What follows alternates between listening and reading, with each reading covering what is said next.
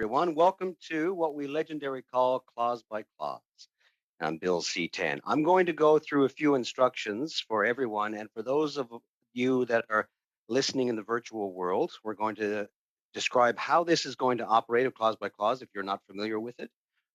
This is a brief explanation. We will, for the next 3 hours, be going through this bill, of course. So as the name indicates, there's an examination of all the clauses in the order in which they appear in the bill. Now, each clause successively, and each clause is subject to debate and a vote. If there are amendments to the clause in question, I will recognize the member who is proposing it and to explain it. The debate will follow if there is a debate, and then no further members wish to intervene. At that point, when the debate is settled, we will proceed to a vote. The amendments will be considered in the order which they appear in the bill package that you all have as members, and they will be numbered as such. If there are amendments that are consequential to each other, they will be voted on together, and I'll inform the members when that situation occurs, or the legislative clerk will butt in when need be. Given the fact that we're all in a virtual world, that may happen more often than not, and I'll be pleased to accept that interruption if we go awry. So, pursuant to House Order September 23rd, all questions shall be decided by a recorded vote, except for those decided unanimously or on division. Okay, so let me just explain that for a moment. We have three options here. If I say, shall the clause carry, or shall the amendment carry, if I'm greeted with silence, it will be accepted and carried. If you wish to, if you have issues with the clause or the amendment, and you don't wish to go to a vote, you can say on division. Then it will be carried on division. Just make sure that someone says on division if you wish for it to be passed that way. Finally, if we have someone saying no or they have big issues, we will go to a recorded vote. And I'll ask our clerk to proceed with a recorded vote when necessary. Okay, that being said, amendments you have your package of amendments. And for those who are listening in the virtual world through the webcast, this is how this works. We have amendments from 6 different streams, and they will be labeled as such. For example, the first one we will deal with is PV1. PV is Parti Vert, and it is the Green Party amendment. Now, the Green Party are not full-time members of the committee, but they are allowed, as by law, to introduce amendments to this bill. They do not have the ability to vote, but they certainly have the ability to introduce them, to debate them. One note about that, all motions from the Green Party will be deemed moved because of the situation of not being on the committee. All the other amendments have to be moved by the mover when need be, and I'll notify that person when their number comes up. So we have, I'll use the example of number 1 amendment, First Amendment. We have PV1. We also have LIB1, LIB. Those amendments will be coming from the Liberal members on the committee. We have CPC1, which will be coming from the Conservative Party and on the committee, Conservative members. We have BQ1 coming from the Bloc Québécois. And we also have NDP1. Those amendments will be coming from the New Democrats. And the final category is G1. And those amendments will be moved by our members, but from the government, as the government may amend its own bill. Such is the democracy that we have. Okay, moving on. The other items I would like to bring to everyone's attention, sub-amendments. Members are permitted to move sub-amendments. These sub-amendments must be submitted in writing or by email for members participating virtually, as we are in this world. They do not require the approval of the mover of the amendment, the original amendment, if you're sub-amending. And the sub-amendment is voted on first, and another sub-amendment may be moved, or the committee may consider the main amendment and vote on it. So what I'm saying there is, you can't do only one sub-amendment may be considered at a time. We can't do 2 sub-amendments based on the original amendment. You'd have to vote on that and then move another one. I hope I made that somewhat clear. So once every clause has been voted on, the committee will vote on the title and the bill itself. And in order to reprint the bill may be required. If amendments are adopted, of course, we send it back to the House for report stage if the amendments go ahead, if the amendments succeed or any amendments succeed. And the committee will have to order the chair to report the bill to the House. The report contains only the text of any adopted amendments, as well as an indication of any deleted clauses. I thank the members for their attention. Just a couple more items. Yes, folks, I've seen some of your input. We will be having a health break somewhere between 1 hour and 1 hour and a half. I'll do it accordingly.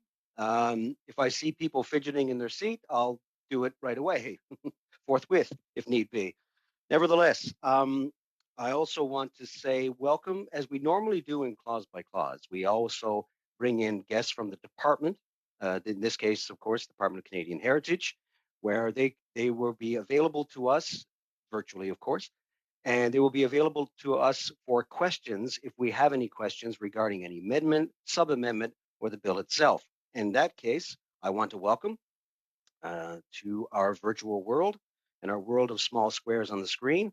I want to welcome Thomas Owen Ripley, who's the Director General, Broadcasting, Copyright, and Creative Marketplace. We have Drew Olson, who's Senior Director, Marketplace and Legislative Policy. Kathy Choi, who's a Manager, Industry and Social Policy, Broadcasting, Copyright, and Creative Marketplace. As I've said to her before, that's probably the largest business card I've ever witnessed. We also have Patrick Smith, who's a Senior Analyst, Marketplace and Legislative Policy. So thank you to our guest for being here today. Now, I need to recognize one member at the very beginning. Ms. DeBruzen, are you there? Happy birthday, Ms. DeBruzen. Thank you. Great You're way to quite spend welcome. my birthday. Well, we're honored to have you in that case. So that being said, we're going to move ahead now with clause by clause. Buckle up, folks. This is the fundamental core of parliamentary democracy at its best. It's going to be an exciting time, so exciting, we'll probably sell the story rights to Netflix. I'm kidding. I'm just kidding. We're not going to do that. I don't think we can do that to any broadcast undertaking. Okay, so let's get moving. Pursuant to the order of reference of Tuesday, February 16, 2021, Bill C-10, an act to amend the Broadcasting Act and to make related and consequential amendments to other acts.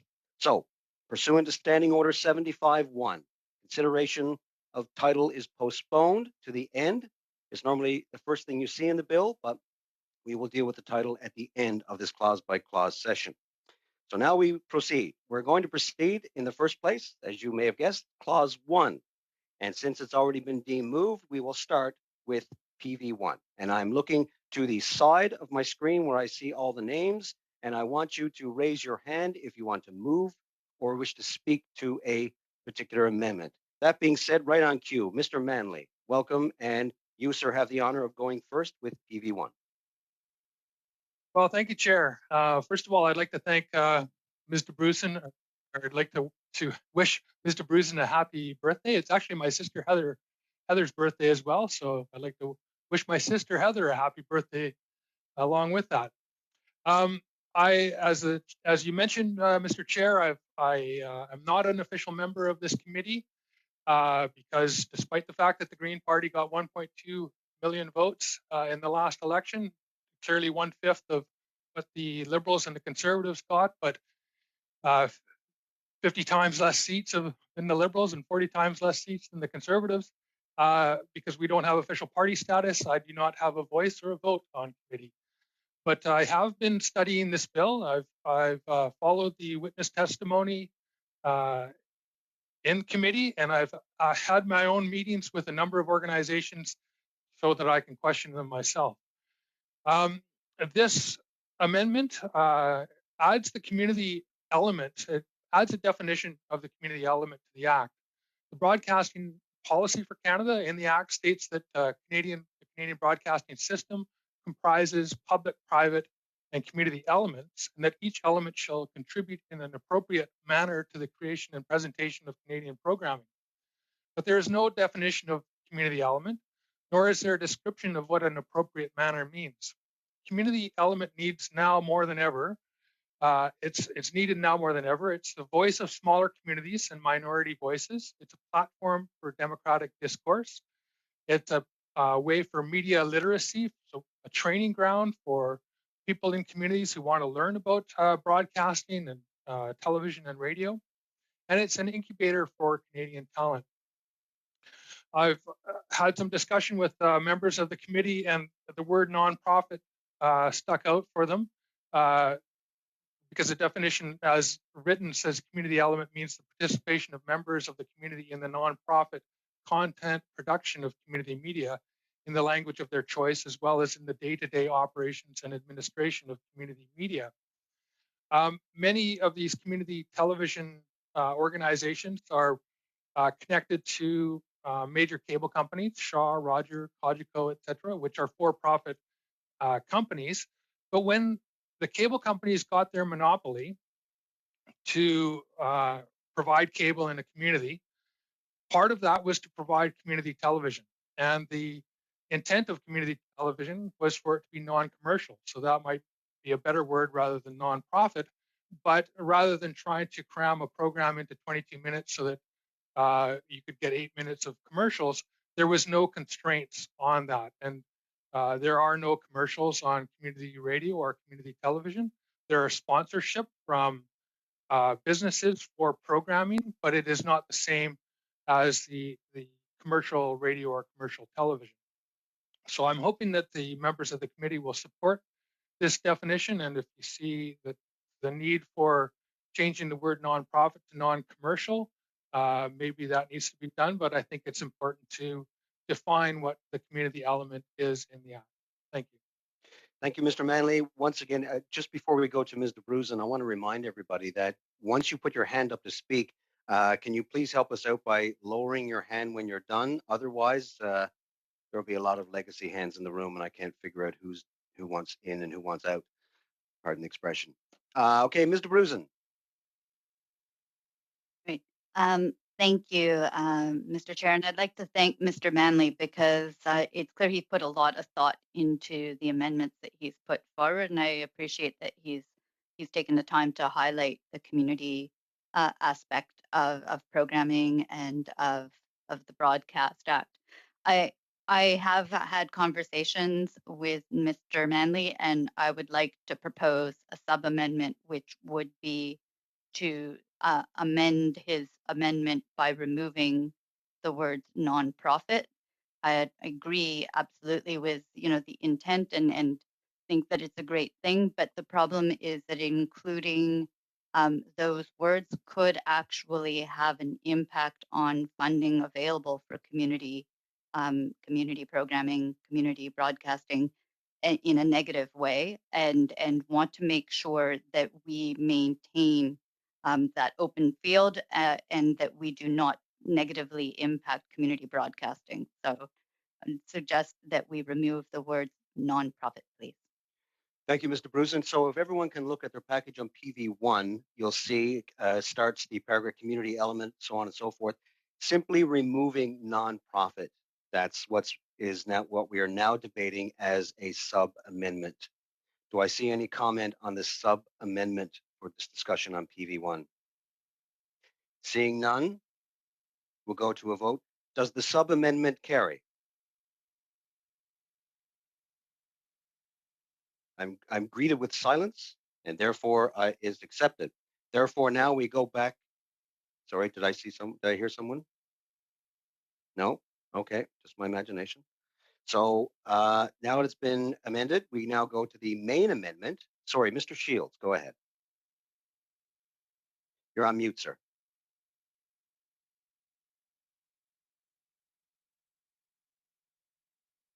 There we go. Back to the main amendment? Correct. So in reference to what Mr. Manley is talking about with this amendment, could he give us some examples? Because, definitions are tough, and I understand that. And it's referred to in the sense of the community elements, but could he give us some examples of how this definition would clarify so specifics of what he's talking about what happened? Could you give us some examples? Mr. Manley, go ahead. Now I don't see your hand up, Mr. Manley. You don't have to respond, but there's a question out there if you wish to. Yes. Well, the community element is really about community cable and community radio, and this is a place where it's a non-commercial element to broadcasting. Here in my riding of Nanaimo Ladysmith, we have CHLY radio, which is a community college radio station. It's a non-commercial radio station, and students can use it for a learning process. Community members can use it for a learning process. They can pitch shows to the committee, the programming committee, and then they put together radio shows. They can be talk shows, they can be music shows. There are a series of rules that they have to follow in terms of Canadian content for music. And with television, it's the same thing. So there was a time when back, you learned about community television through shows like Wayne's World. I started in community television in 1986 at Sunrise Cable in Ottawa before going to school to study broadcasting, and that was where I learned about all the different process for broadcasting, and it's what inspired me to go into television. And it's also a place for organizations and community members to be able to have a public discourse, to bring their ideas forward, because it's non-commercial, it's not driven by the element of money and trying to sell. And it's really important in terms of things like democratic debates. So we have on our community television station here and on community radio, we get debates for city council elections, for provincial elections, federal elections. And it gives another opportunity for people to hear, what's happening in the community. So there's many, many different ways that community television and community radio are used. But the key thing is that it's not a commercial entity, and so there isn't an impetus to have to sell eyeball time for commercials. And that's a really important element to our democratic system, to open discourse, and as a training ground for people who want to learn about broadcasting, but also people who want to bring their talents forward. And we've seen lots of people who've worked in community television who've gone on to have careers as actors. And Tom Green from Ottawa is one example, but there's lots of examples of people who started their careers fooling around on community TV. Mr. Shields. So just to follow up to that, in the sense then of we've changed the definition from nonprofit. So the funding mechanism, where will they go to get the funding? Where have they gone? How does this continue on in the sense of funding now that you've changed it from nonprofit? Mr. Manley, if you wish. I would actually propose that we replace nonprofit with non-commercial, because that is the intent, the original intent of these programs. The funding for these type of programs, traditionally, the cable companies had an agreement to provide access to community television as part of their monopoly, and the community radio, it's a similar thing. So with community radio, there are some funds that come through from different levels of government. There's funding that comes through with our community radio station. There's funding that comes through student service payments as part of the university's agreement with the radio station. So there's different models of funding for it, but the key thing is that it's not a commercial entity, and so it's not driven to sell commercial airtime. And when you have programming that where the intention is to sell commercial time to advertisers, the content of the program changes. And this is not an community television, community radio. There are people who are professionals that work in these stations, but it's the intent is not for it to be professionalized, and it's not for it to be commercial. Mr. Waugh. I would like to thank MP Manley for all his years in community broadcasting. So what I've seen is you'll get Access Communications in Saskatchewan.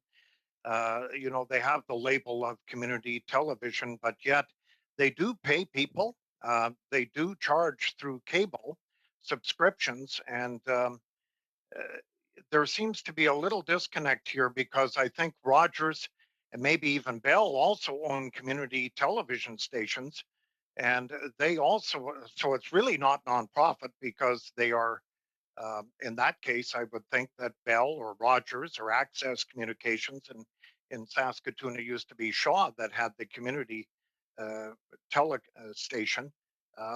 So these are big conglomerates that actually, in the TV end of it, look after community television.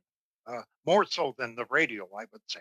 You're right on the radio, but I do have some issues on the community television as they are owned by well-named, uh, community like Bell and Access and Rogers and so on. Mr. Manley, I see your hand is up. Do you wish to speak to that? Yeah, so not all community television and not all community radio stations are owned by these large companies. Where the community television is owned by these large companies, it's where they have continued on after this mandate, where part of the subscriber fees paid for these community television stations. So the cable companies had a choice about putting money into the Canadian Media Fund or into community television, where that was switched up a few decades ago. Prior to that, they had to provide community access television. And I agree. It's the Shaw and Rogers and Cogeco and Bell. They're not nonprofit companies, but the intent of the actual programming is to be non-commercial. And I think that that's the important point. Thank you, Mr. Manley. I seeing no more hands up. Okay, we're going to call for a vote. Therefore, shall PV1 carry as amended? Hearing silence, it is carried as amended. We now move on to PV2. Mr. Manley, you're up again. My goodness, you're very busy off the top. Well, thank you. Yeah, so again, this is adding to the definition of community program. So a community program means a program created by a nonprofit community media organization. This is typically, again, how this happens. But again, we'll probably want to remove the word nonprofit. So because some of these activities take place in Shaw or Rogers or other huge corporations.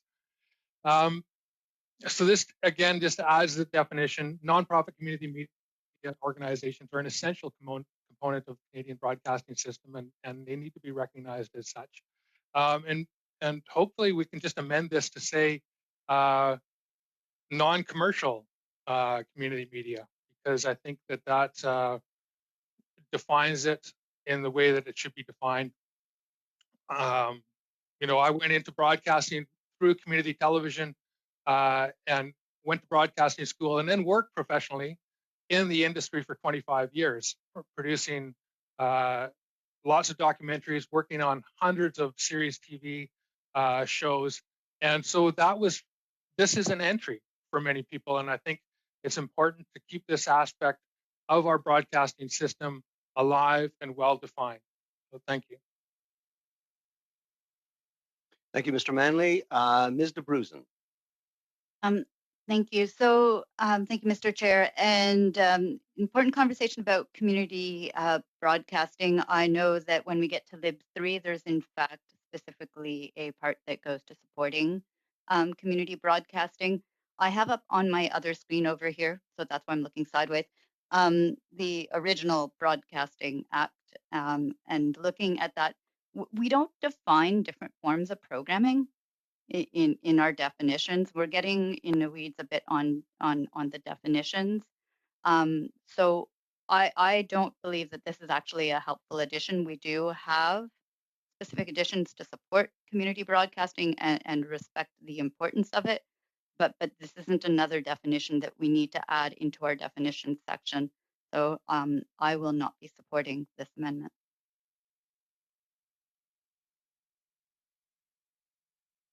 Okay, seeing no one else who wish to volunteer their thoughts on this, we'll now go to a vote. Shall PV2 carry? No. No. No. Okay. So, clerk, can we have a recorded vote, please? Yes. So the recorded vote on PV2. Mr. Housefather? No.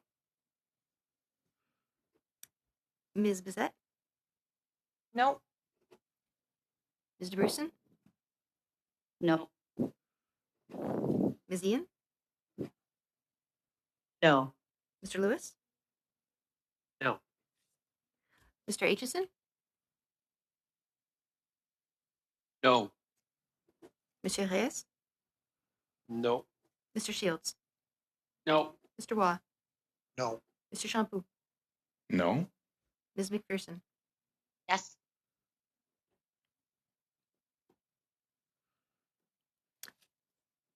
So, Chair, that is 10 nays and 1 yay. Oh, I was a yay. Is that? Oh, I'm the only vote. Never mind.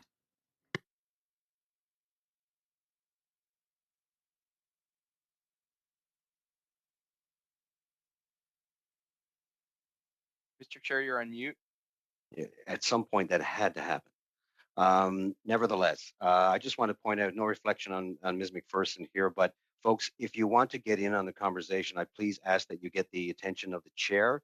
The reason why I say this is because our lovely folks at Hansard, the world is much more easy for them if I identify who's speaking first. It's bad enough in the real world when we're all in one room, but in the virtual world, it makes it that much more difficult. So thank you very much. That being said, after our first recorded vote, that leaves PV2 negative.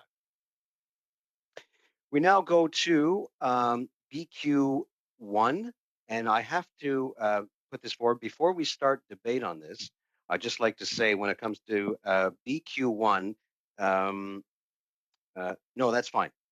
Yes, BQ1. The vote on BQ1 applies to BQ24 as they are consequential. So the result of this amendment will be a consequence to B24 later in your package for those of you keeping score.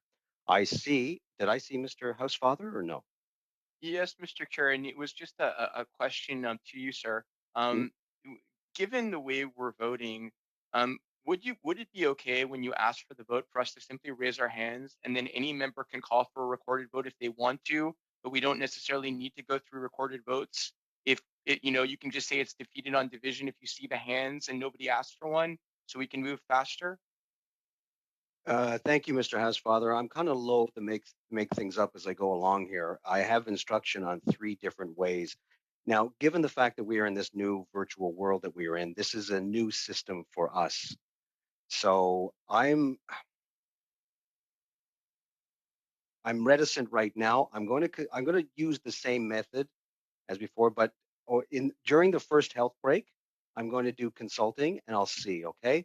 Because I don't want to make this, normally I would say no, but I don't want to make this decision right now until I consult with everyone to see how they feel about doing that, whether it's okay with the technical staff to record and so on.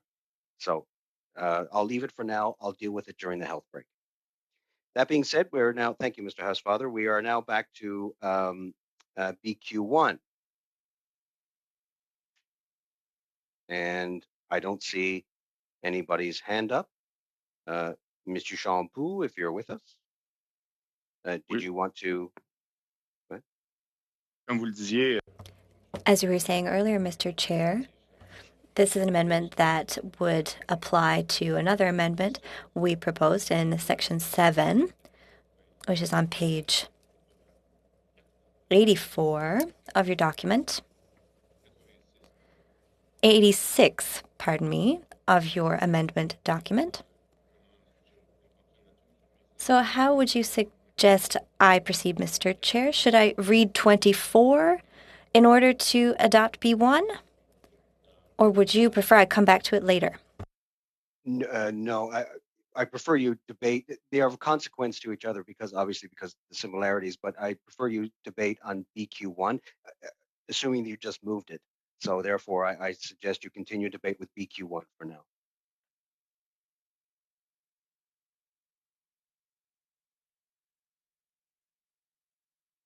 écoutez, c'est simplement d'ajouter. Well, I simply wanted to add a definition of control. In subparagraph 911M, that definition. I don't know if anyone has questions on this topic. All right, Ms. McPherson. Oh, sorry. Yes, Ms. McPherson. Then I'll go to Ms. DeBruzen. I apologize, Ms. DeBruzen. I missed you there. Ms. McPherson, please. You're on mute. Sorry. I just wanted to get some clarity from Mr. Shampoo on the intention of this. If he could explain that to me a little bit more, that would be great. Okay, but one moment, Ms. DeBruzen, I have you next. Do you mind if I go to Mr. Shampoo on the question that was put forward so we keep it fresh? Okay, thank you very much. Mr. Shampoo, s'il vous plaît. Mr. Shampoo, please. Perfect, Mr. Chair. This amendment was added by the drafters because it has an impact on the BQ24 amendment. Maybe one of the members of the drafting office from the legislative clerk's office could inform the member. It might be better than if I did so.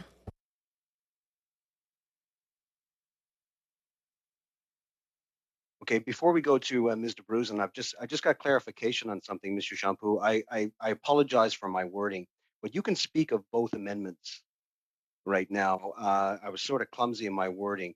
I apologize because I gave you the impression you only that one and not the other one. You can certainly, because they are consequential to each other, you can certainly speak on both of them. So I apologize if I've led you down the wrong path. Sorry about that. Ms. DeBruzen, you have the floor. Actually, just as a question, I don't know if Mr. Shampoo wanted to speak about that part as well right now, because I'm happy to give him that opportunity to speak about his other amendment, and then we can talk about how this piece fits in, if that makes sense, Mr. Chair. Mr. Shampoo. Mr. Shampoo. Thank you, Chair. Well, if you look at page 86 of our package, I'm talking about 9.11.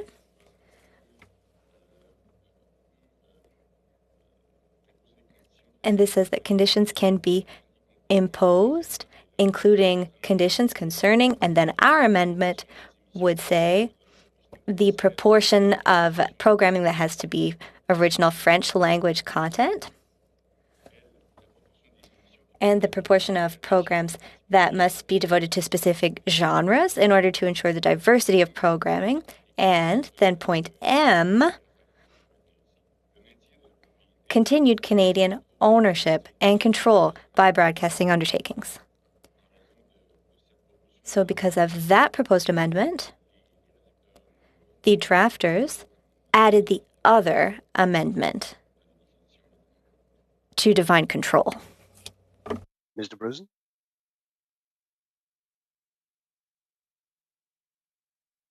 Sorry about that. I tried to lower my hand and ended up pulling up an entirely different screen. So apologies for that. That's all right. So I appreciate that Mr. Shampoo clarified, what the full purpose of this amendment is, because we have certainly heard from stakeholders about the importance about the Canadian ownership part, and that's something that I've seen raised by a number of the different parties in different ways. So I think a lot of, there are a lot of people who are trying to sail that ship in that direction, and it's a question of how do we do it, and what are the right words. So I thought that it might be helpful for this one if I could get the department's assistance, because it seems to me like a technical piece as to what is the right place and way to deal with this ownership question. Okay, thank you, Ms. DeBruzen. We're going to go to the department. I'm going to have a show of hand of who would like to respond to Ms. DeBruzen's. I mean, a physical. You can do this if you wish. Do I see Mr. Owen Ripley? Go ahead, please. Thank you, Mr. Chair, and I will likely call on my colleague, Mr. Olson, as well. Just to put the context, that we included, the government included the definition of control in Bill C-10 as it currently exists to provide some context in the case of how it should be interpreted in certain provisions, so that the definition of affiliate, which is relevant when thinking about the relationship with social media companies, which we'll have an opportunity to talk about later, I'm sure. But it's important in that context to have an understanding of what it means when an affiliate is under the control of another corporation, and then in the context of 9.1 little I, I think. And so, Mr. Olson, perhaps you can indicate why we felt it was important to have a definition of control in that context. Okay, seeing no other hands raised, I'm going to have to, seeing the debate has collapsed, I'm going to have to call for the question. We are on BQ1. Shall the amendment carry? With silence, the amendment is now carried. Oh, I think it was a no, sorry. I was waiting for Mr. Olson, actually. I thought Mr. Olson was supposed to speak, but I might have been confused there. Oh, I apologize. Okay. I didn't see his hand. Oh, there you are, sir. Would you, yeah, let me back up. Let me back up a little bit. Mr. Olson, perhaps you'd like to weigh in as well. Sure. Thank you, Mr. Chairman. The reason that we added control in paragraph 9.1I was just to make sure that it was clear that that the CRTC would, or that ownership and control transactions would be not just the control of the legal number of the legal shares, but also the any potential control in fact of the company by somebody else. The CRTC and its ownership, when it processes ownership transactions, does typically look at this. We just wanted to make it clear that control in this context includes the control in fact situations, as opposed to just legal control of number of shares and voting shares, for instance. Okay, thank you very much. Now, just as something just happened, and I just want to clarify to everybody, because we are in this virtual world, and sometimes internet connections can drop and come back in, so on and so forth. I'm going to be lenient if I say that a clause or an amendment is carried, and you try to interrupt me within a reasonable amount of time to say that something had happened technically. I will, under the chair's prerogative, go back and deal with it again. However, I won't be in a position to say, for you to say, Chair, can we go back 3 pages and an hour ago to this amendment? Like that I'm going to have to rely on the older way of doing things. But I will provide some leniency given the fact that we are in a virtual world. Mr. Housefather. Yes, Mr. Chair. So I have a question for the department, if you'll permit me. As I understand it, this is changing the definition of control from juridical control to de facto control and incorporating it. And I also understand that you've ruled that it's relevant to Bloc Québécois Amendment 24, which has 3 different parts: L, M, K, L, and M. And I'm wondering 2 things from you, Mr. Chair. Bloc Québécois Amendment BQ24 is relevant to this in the sense that if M goes through, you want a definition of control that you're applying here. But would you be ruling that BQ24 would thus not be able to be debated for K and L in the event that this definition was defeated? Because K and L are entirely different than M.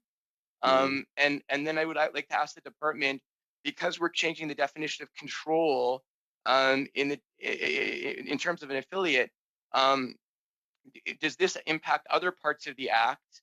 And what is that impact besides the change that would be made in BQ24? Okay, first I'm going to go to, can I show a hand from the department? Let me just address that one first. Go ahead, Mr. Ripley. Thank you for the question, Mr. Housefather. So the current scope of the definition would only apply to the definition of affiliate and then the paragraph in 9.1 that Mr. Olson spoke about. If I understand correctly from Mr. Champoux, the amendment being referenced in BQ 24 has a reference, it seems to Canadian ownership and control. And so I think that the relevant question in that context is whether the definition of control here makes sense in light of that other amendment that he is proposing.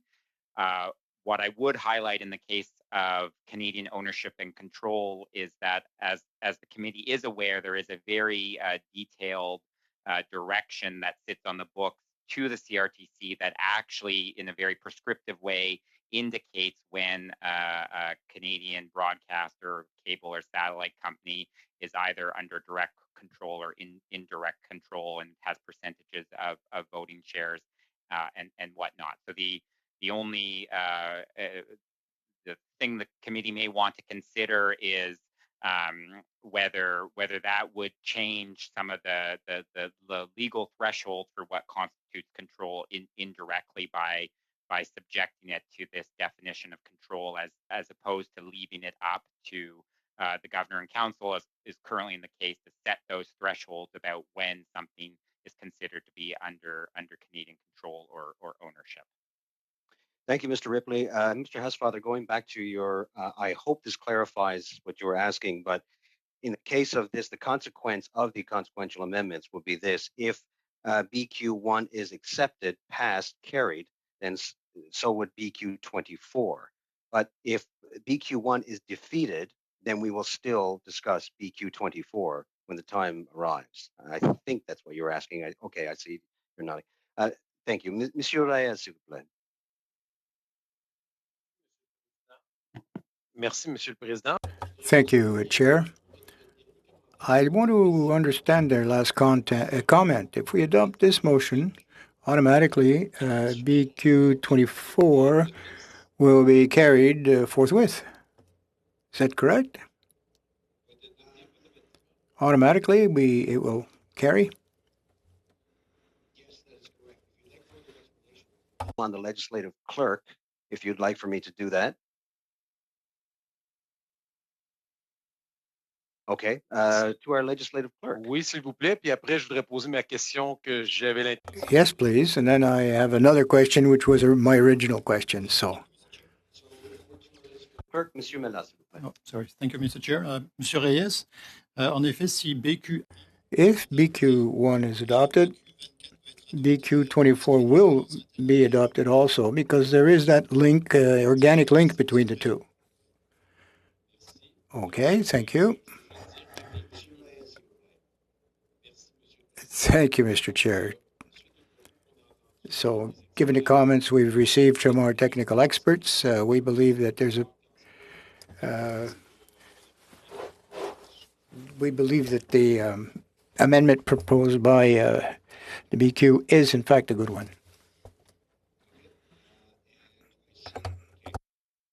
Mr. Champoux, did I see your hand up earlier? Would you wish to speak? Non, Monsieur le Président, No, Mr. Chair.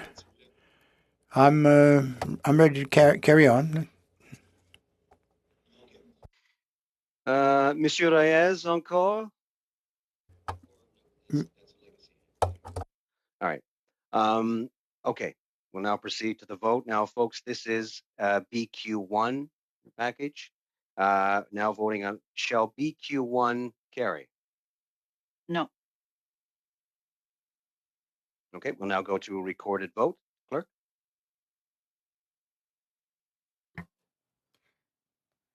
For the vote on BQ1, Mr. Housefather. Contre. Madame Bissette. No. Mr. Bruson. No. Ms. Ian. No. Mr. Lewis. Against. Mr. Aitchison. Yes. Monsieur Reyes. Oui. Mr. Shields. Yes. Mr. Wall. Yes. Mr. Champoux. oui. Ms. McPherson. Oui.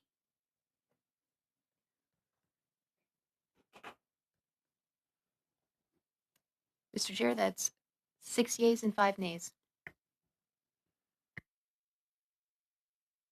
6 yeas, 5 nays. Therefore, the amendment is carried. And as a consequence, as I mentioned earlier, as is BQ 24 as well. If you'll just give me one moment to make that notation. Okay, very done. Okay, folks, we're now on to G1. And before we start debate, just a note of interest. If G1 is adopted, BQ2 cannot be moved. It would create two definitions of the same term in the Act.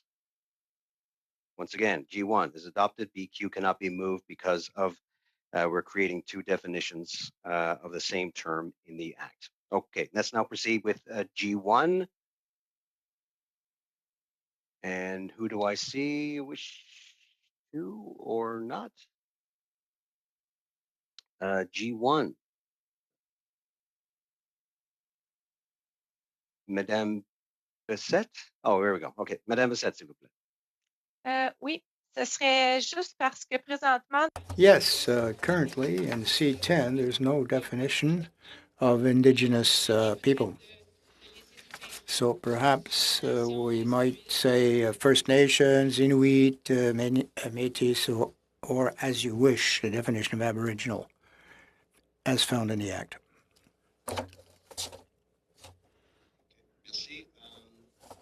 Mr. Champoux, s'il vous plaît.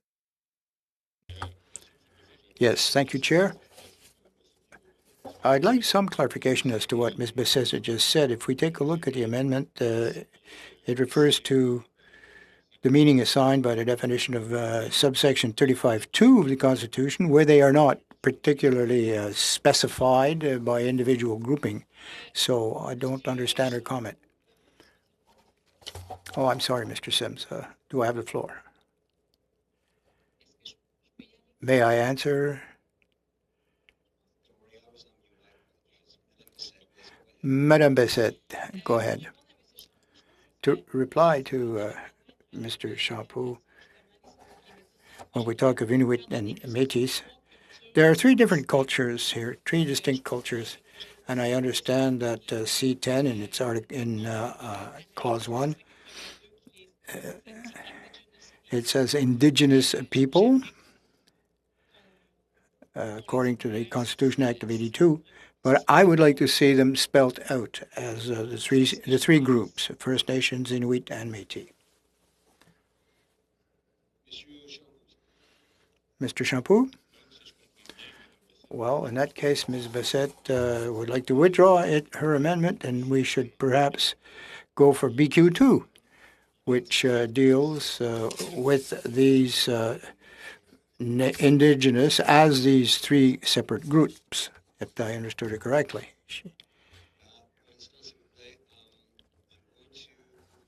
Mr. Reyes first. No, I'm sorry. I'm going to go to Ms. Bessette, and then I'll go to Mr. Reyes. Madame Bessette, s'il vous plaît. La définition. The definition is in the Constitution. They are specified anyway, so it's going to come to the same thing. Mr. Reyes. Well, I don't know if someone can confirm the information that Ms. Bessette just said. I think that's where the rub is right now between the two motions, or the two amendments, rather. We could be in favor of one or the other, but if before choosing between the two, I want to make sure that we've made the right choice. The BQ amendment does spell out First Nation person, Inuk, or Métis person.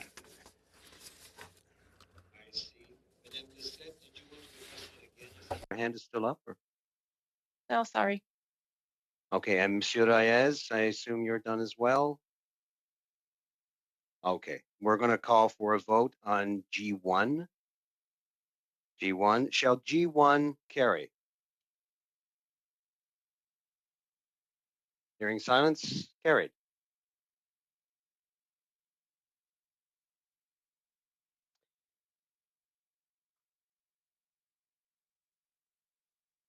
And as a consequence, of course, BQ2 has now not been moved because of G1. We now go to PV3.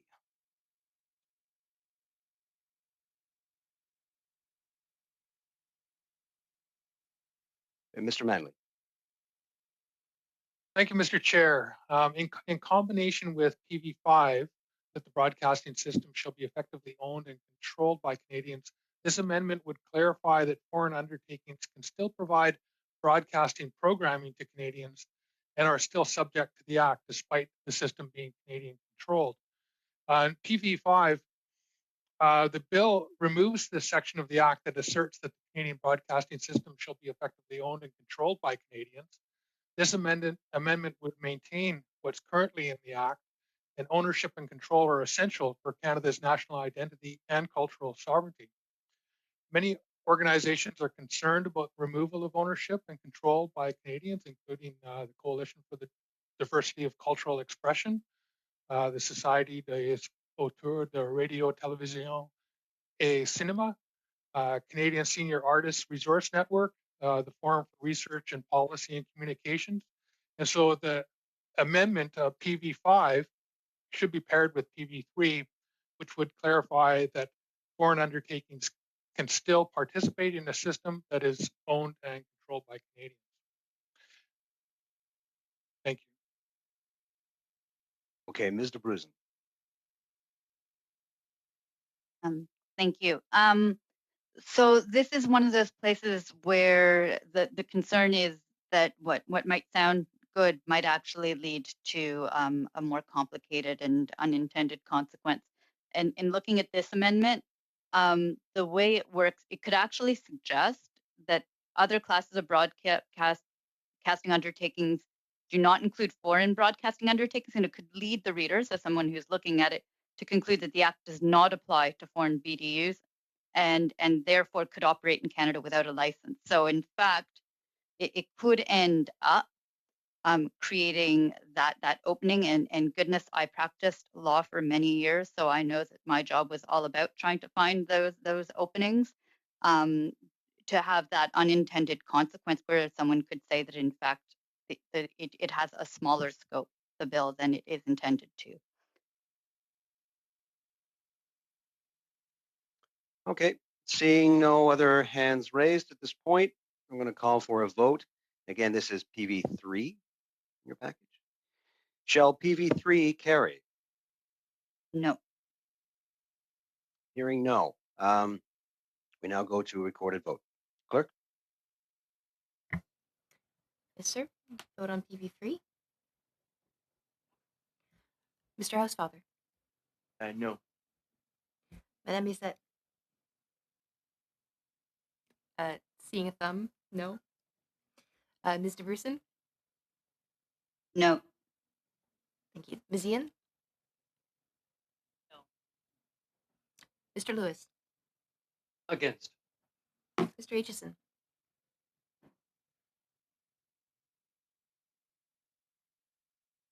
Mr. Aitchison, you're on mute, sir. Yes. Thank you, sir. Monsieur Reyes. Oui. Mr. Shields. Yes. Mr. Waugh. Yes. Monsieur Champoux. No. Ms. McPherson. Yes.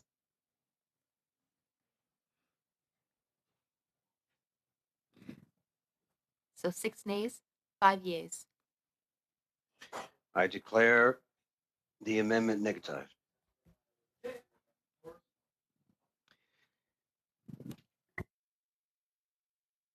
We now move on to NDP1. NDP1, and just of note before we start that debate, if NDP1 is adopted, BQ3 cannot be moved due to line conflict. So let me just explain that for just a moment. Line conflict. Because of the two amendments are regarding the same line, if NDP1 is adopted, then the line in the original bill changes. Therefore, the BQ amendment would not pertain to the original. I hope I did that correctly. I mean, I don't do it correctly. I hope it was discernible, but that's basically what the line conflict is. So therefore, if NDP1 is adopted, BQ3 cannot be moved due to a line conflict, as they're both going after the same thing. Ms. McPherson. Thank you, Mr. Chair. The amendment that we've put forward, the objective, of course, is to modify the definition of control of programming to ensure that companies meet their obligations regarding discoverability. You know, we all heard about how important that was during the testimony. Certainly, through many meetings that I had with people who are interested in this became something that was vitally important. The CRT must not only be able to ask, but also to be able to verify whether software is designed to be compliant. It also needs access to the relevant data to study user interactions with interfaces and to evaluate the effectiveness of the recommendations. Therefore, the amendment includes algorithms in order to take account of technological developments in programming control and the requirements of discoverability. Thank you. Mr. Housefather. Thanks. I appreciate the amendment because I understand the issue of algorithms being incredibly important, although I know we're going to be dealing with that in upcoming legislation. I guess I had a question that I wanted to ask Ms. McPherson or the department officials, whoever can answer it better. Is the intent that online undertakings that transmit user-generated programs now be responsible for all of the content under the requirements of 3.1H of the Act, given this amendment? Because that would seem to be like really onerous. I'm just wondering if you could clarify if that's the intention. Before I go to whomever, department officials or Ms. McPherson, Mr. Housefather, which one do you prefer? May I ask? Well, perhaps the department officials can clarify and then give Heather a chance to also explain. So I'm interested in hearing from both of them as to the intent. Thank you very much. So I'm looking for a show of the physical hand, not the virtual one, from the department. Mr. Ripley. Thank you, Mr. Chair, and thank you, Mr. Housefather, for the question. So indeed, if the definition of programming control was modified, as I understand Ms. McPherson is proposing, what it could mean is that that certain online undertakings and depending on the scope of what that means at the end of the day, and particularly in cases where social media platforms may be included under the Act, modifying the definition of programming control in this way would make them responsible for any content that their recommender algorithms could recommend, even in instances where they have not necessarily, curated it. And so the definition, I think commonly understood in broadcasting, it's come out of the conventional sense where we know a broadcaster is commissioning a piece of content, choosing to include it on its lineup. I think if the definition was modified in this way, it would certainly expand the scope of programming control significantly, and the implication would be that, again, depending on where ultimately the scope of online undertakings kind of ends up, the implications could be quite significant, that you could be asking companies to be responsible for content that their recommender algorithms are recommending or surfacing, even in instances where they may not have been involved directly in the commissioning or the creation of that content. Let's Ms. McPherson. Yeah, so I don't know that I necessarily agree with that, because my understanding is that social media is that there's that exemption that is in place, but more also one other thing that we had talked about is the idea of algorithms and curation being separate. I think that it's important that we have that we recognize the important role algorithms play. I don't think it is intended to cover over all social media, because that's not what's in this bill. Mr. Champoux, s'il vous plaît. Mr. Champoux, please. Mr. Chair, I have a question for Ms. McPherson. And I don't want to draw attention to BQ3, but specifying the ways that it could be used, isn't that limiting? There could be a wording that would simply speak to choosing different programs without talking about the way they're chosen.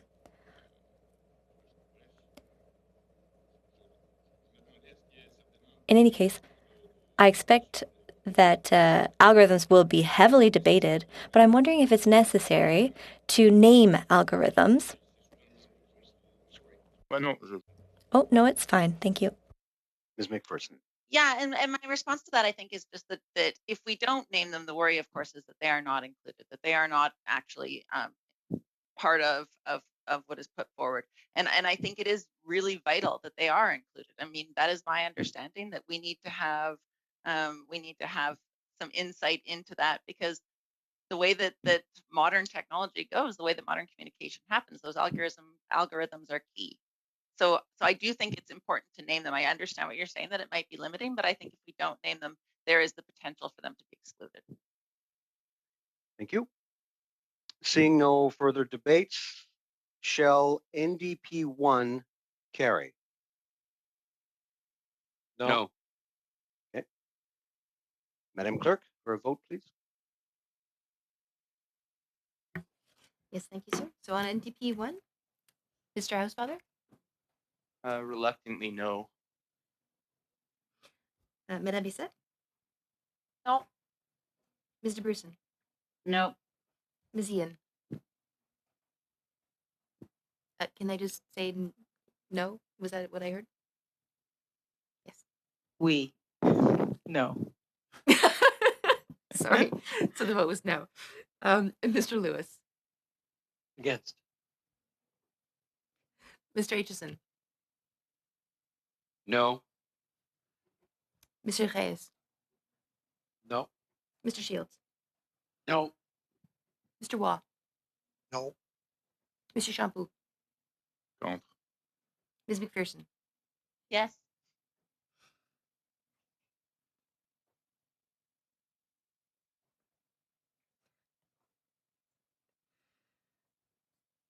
That's 10 nays and 1 yay.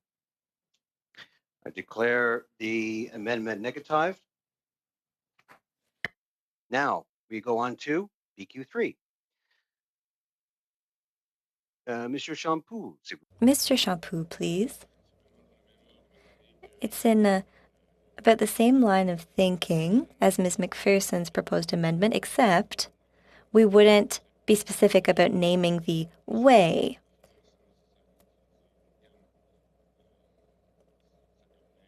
I think that not using that term still allows for a very reasonable interpretation.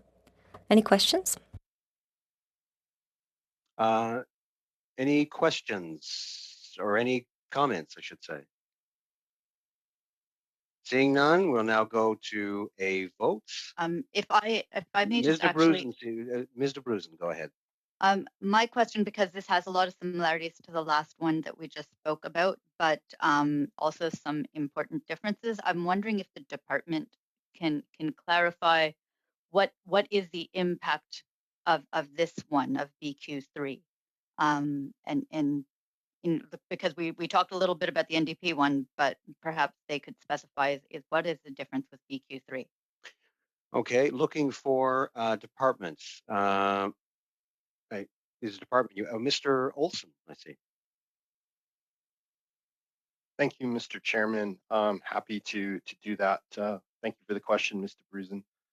So the first difference the first thing that I see here is that that there's a notion of notion of including retransmission in this, and retransmission is cable companies that are retransmitting broadcast programs like CTV broadcast over the air, and then Rogers or Shaw or Videotron, they retransmit that to consumers, but they don't have any control over the programming that is in the CTV signal.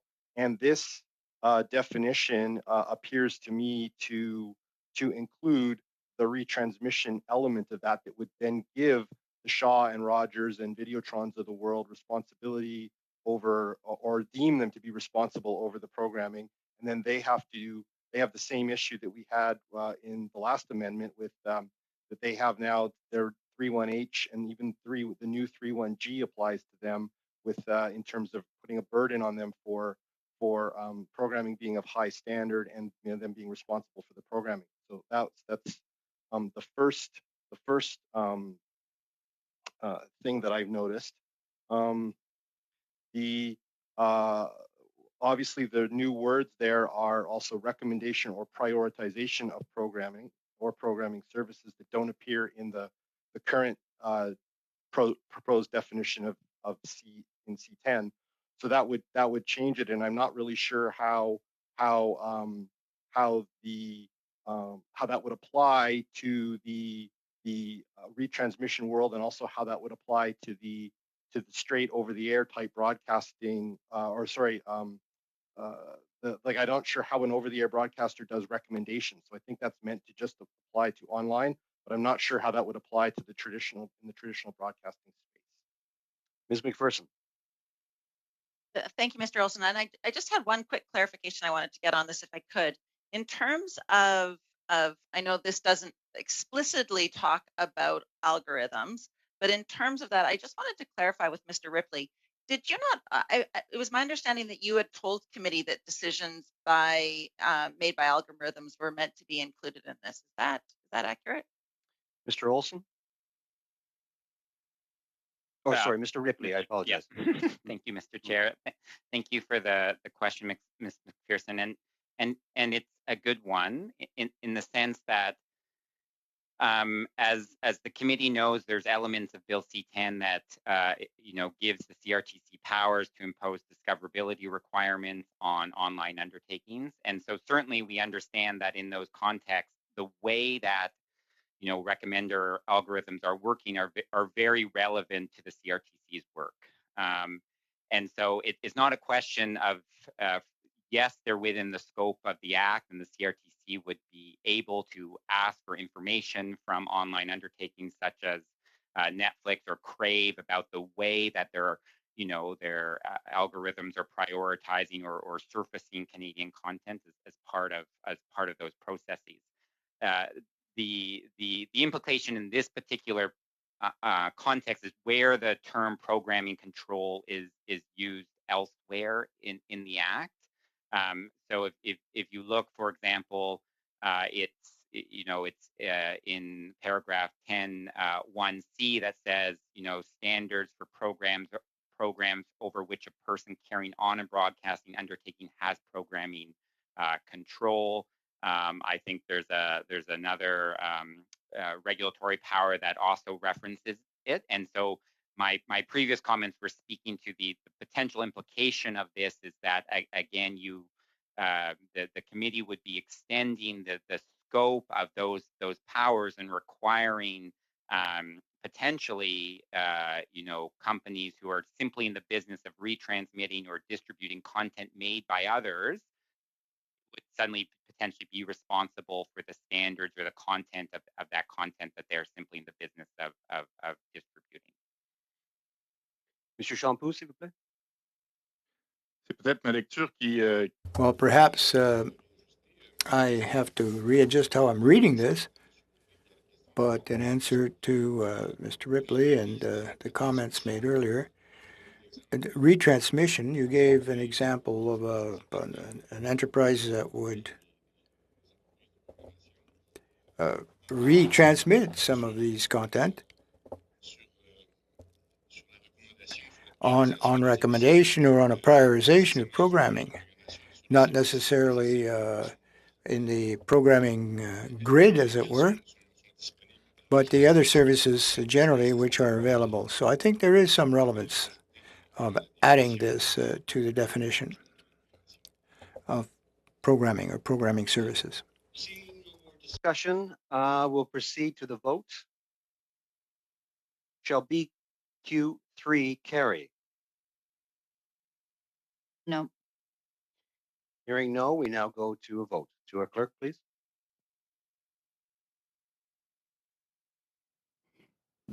So for the vote on BQ3, Mr. Housefather. No. Madame Isette. No. Ms. DeBruson. No. Ms. Ian. No. Mr. Lewis. Against. Mr. Aitchison. No. Monsieur Reyes, Oui. Mr. Shields, Yes. Mr. Waugh, Sure. Yes. Monsieur Champoux, Oui. Ms. McPherson, Yes.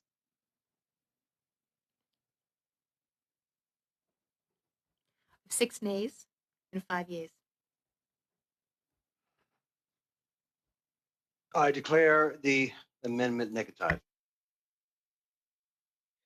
Now we move to NDP 2. Thank you, Mr. Good. Chair. Oh, want me to start? No, you go ahead. Go ahead. So the purpose of this amendment is to delete this article of the bill, which allows social media such as YouTube and Facebook to escape regulation. And it is also to prevent the situation where some broadcasters decide to supplement their own online broadcasting and thus circumvent the requirements to which traditional broadcasters would be subject.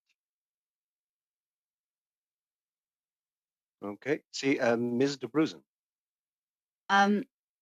So we respect that online harms is an important thing that we're going to be dealing with in upcoming legislation. My concern about this amendment in particular, it seems to be that it would actually extend for the CRTC to be able to regulate social media users. And the users piece is particularly important because this is a broadcasting act, and I don't believe that any of us have the intention of actually within the broadcasting act starting to regulate what users choose to upload to social media. When I say users, I mean people like any one of us individuals or people in our families and communities. So so I would oppose this amendment. Okay. Seeing no further discussion on this, we now proceed to the vote. Shall NDP 2 carry? No. I'd like to call on the clerk for a vote, please. Yes, sir. In the case of NDP2, Mr. Housefather, No. Madame Isette, No. Ms. DeBruson, No. Ms. Ian, No. Mr. Lewis, Against. Mr. Aitchison, No. Mr. Reyes, Monsieur Reyes, No. Mr. Shields, No. Mr. Waugh, No. Mr. Champoux, No. Ms. McPherson, Yes. 10 nays, 1 yay. I declare the amendment negative. Before I go to the next one, just want to give you an alert. In 10 minutes, we have a health break. A lot of excited faces. Welcome to the world of Zoom. We now go to PV4.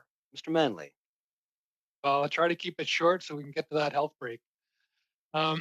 This bill excludes social media users from being subject to the act, but the act's application to social media providers is not defined.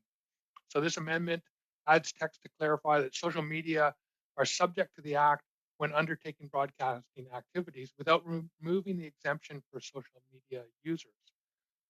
Further, the bill states that all persons who carry on broadcasting undertakings have a responsibility for the programs that they are broadcast and over which they have programming control. Social media platforms should have responsibility for what is posted on their sites, and this amendment would at least make social media providers, not users, responsible for what they broadcast. Thank you. Mr. DeBruzen. I have to admit this amendment I found to be a bit more confusing. Every now and there are some amendments that are a bit more confusing to me as to how they may have an impact. So perhaps maybe the department can help me to understand what clarity this brings, if any. Looking for Mr. Ripley. Thank you, Mr. Chair, and thank you, Mr. Brusen, for the question. There is already a language in the bill that clarifies that when a social media user is an affiliate, i.e. when they have a relationship with a social media company, they do not benefit from the exclusion. That is already part of the bill. And so based on what I understand Mr. Manley to be proposing, my understanding is what he's proposing is simply clarifying that the opposite is true, to explicitly state that when an affiliate is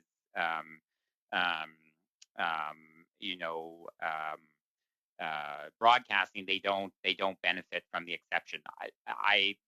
Our perspective, the government's perspective, would be that that's already implicit in the current bill, and therefore that this amendment would simply be stating the a contrario reading. That would be my thoughts on it, Mr. Chair. Mr. Manley. Yes, that's correct. The intent is to make it explicit so that it's clear in the language. Seeing no further, Ms. DeBruzen. Just as a question, does the possibility of this in addition to what we already have, does that add confusion or clarity? That's really what I'm trying to get to here. Okay. Seeing no further discussion, we now go to a vote. Shall PV4 carry? No. Madam Clerk, vote please. Yes, thank you, sir. On PV4, Mr. Housefather. No. Madame Bissette. No. Mr. Burson. No. Ms. Ian. No. Mr. Lewis. Against. Mr. Aitchison. No. Mr. Reyes. No. Mr. Shields. No. Mr. Waugh. No. Mr. Shampoo. Contre. Ms. McPherson. As clearly the most positive member of this committee, I will say yes. 10 nays, 1 yay. Okay. I declare the amendment negative. Folks, I can ask it. We try to get there as quick as we can with a simple vote. I appreciate the spirit in which it was done, Ms. McPherson, but for the sake of expediency, I'm going to have to remind everyone about the yes and the no and whatever it may be. Okay, let's move on now. Again, we're breaking about 6 or 7 minutes. We're now going to Lib 1, and if you're listening from elsewhere, Lib means it's a motion put forward for consideration by Liberal members of the committee. And do I see Mr. Housefather? Yes, thank you, Mr. Chair. Thank you, colleagues. I'm going to be relatively brief. This is the first in a number of amendments being brought forward by representatives of all parties to do some things. La première, c'est la reconnaissance que le français est une langue minoritaire en Amérique du Nord. A recognition that French is the minority language in North America, and recognizing in Quebec. And we have 2 official languages that we're very proud of in Canada, and that we should be promoting them, and that the act should be interpreted and applied in a manner that supports the commitment of the Canadian government to enhance the vitality of both official languages, English and French, throughout Canada, and the official languages of minority communities in Canada. Et en effet, nous avons écouté les représentants. In fact, we've heard from representatives of francophone groups outside of Quebec and anglophones in Quebec, as well as francophone groups within Quebec. And it's absolutely important that this particular bill is read with some coherence with the policy orientation and the intent of the Canadian government. I'm prepared to support any number of amendments that will be presented by any party here today. Seeing no further debates, we now call for a vote. Shall Lib 1 carry? No. I hear no. There, Madam Clerk, recorded vote, please. Yes, sir. On Lib 1, Mr. Housefather, Yes.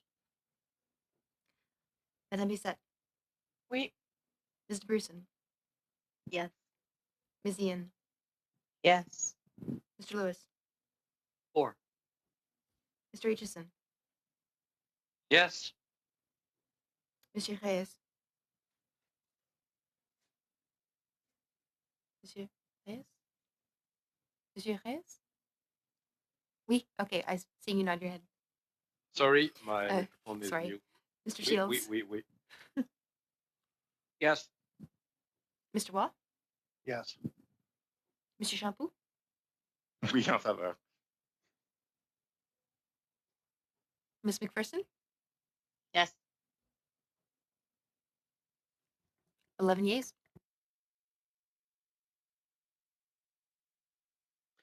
I declare the amendment carried. Now we go to CPC. And for those of you following along, this is a Conservative Party amendment from the Conservative members of our Conservative Conservative members of our committee. I apologize. And this is 0.1.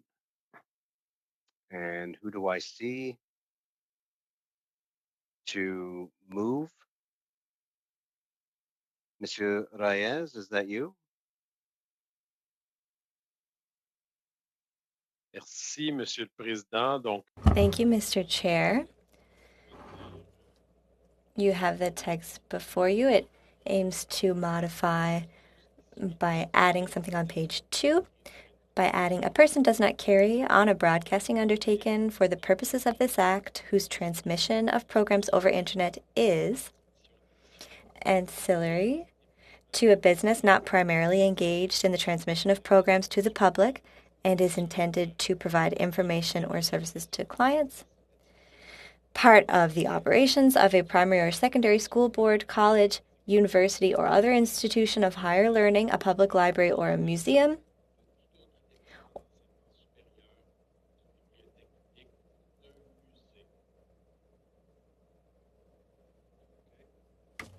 Thank you. Did everybody hear Mr. Reyes? The volume was a little bit low for me. Thumbs up. Did everyone hear that? Okay, great. Mr. Housefather. Oui, merci, Monsieur. Yes, thank you, Chair. Since this amendment arrived a bit later than the others, I haven't really had a chance to look into it deeply. So I would like to ask the department if they can explain what the effect of this amendment would be. Show of hands. Merci, Mr. Président. Thank you, Mr. Chair. And thank you, Mr. Housefather, for the question. If I understood Mr. Reyes' amendment, it seems he wishes to propose an exception. So that is to clarify that certain companies or certain undertakings should not be considered a broadcaster in the eyes of this law. With that said, I would say that the bill already proposes that the CRTC, when it implements its regulations, should take into account the definition of broadcaster and not impose regulations if the undertaking does not significantly contribute to the Canadian broadcasting policy. That is in paragraph 5.2h. So it already has been set out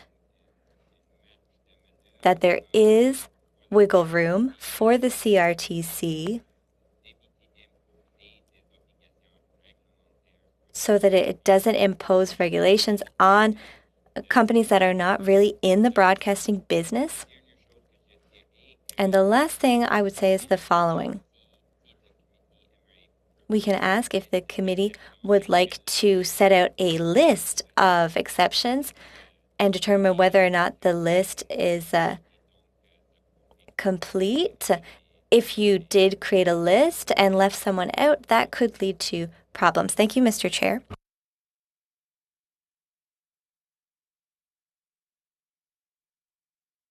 Right. Monsieur Champoux, s'il vous plaît. Mr. Champoux, please. Thank you, Chair. I have a question. Perhaps Mr. Reyes or members of the department could answer. It's about point A, which talks about the ancillary to a business not primarily engaged in the transmission of programs. And I have a situation that comes to mind. I'm thinking of companies that broadcast in hotels, for example. Based on your understanding, would those companies be excluded from being regulated, or would they still be subjected to regulations? Could you please clarify? Monsieur Champoux, can I ask one or the other department or Monsieur Reyes? If Mr. Reyes has the answer, I'd like to hear it from him, but he may wish to pass the floor. Mr. Reyes. Thank you, Mr. Chair. I will let the officials answer Mr. Champoux's question because it's very technical. And I would like to come back to Mr. Owen's first answer, Mr. Ripley's first answer. So when he talks about paragraph B, excluding students, there we are specifying that this amendment applies to education. And if someone is doing some work online, that is not the main reason. If it's not a company that wants to earn money, then they're excluded. I think that is pretty straightforward, as is the wording around schools, universities, etc. They should all be excluded from this act. It's very clear to us. So when we're not talking about a company, we're not asking the CRTC. We're saying that that organization should not be considered as a company. Thank you. Before I go to Mr. Lewis, I think a response from the department. Mr. Ripley. Donc, peut-être juste pour répondre. Perhaps just to answer Mr. Champoux's question.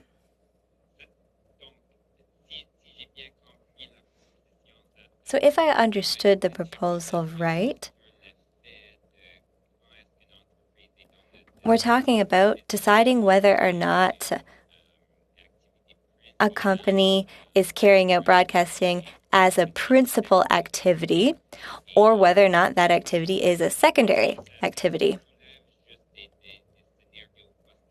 And I can raise some possible scenarios. I'll give you the example of Amazon.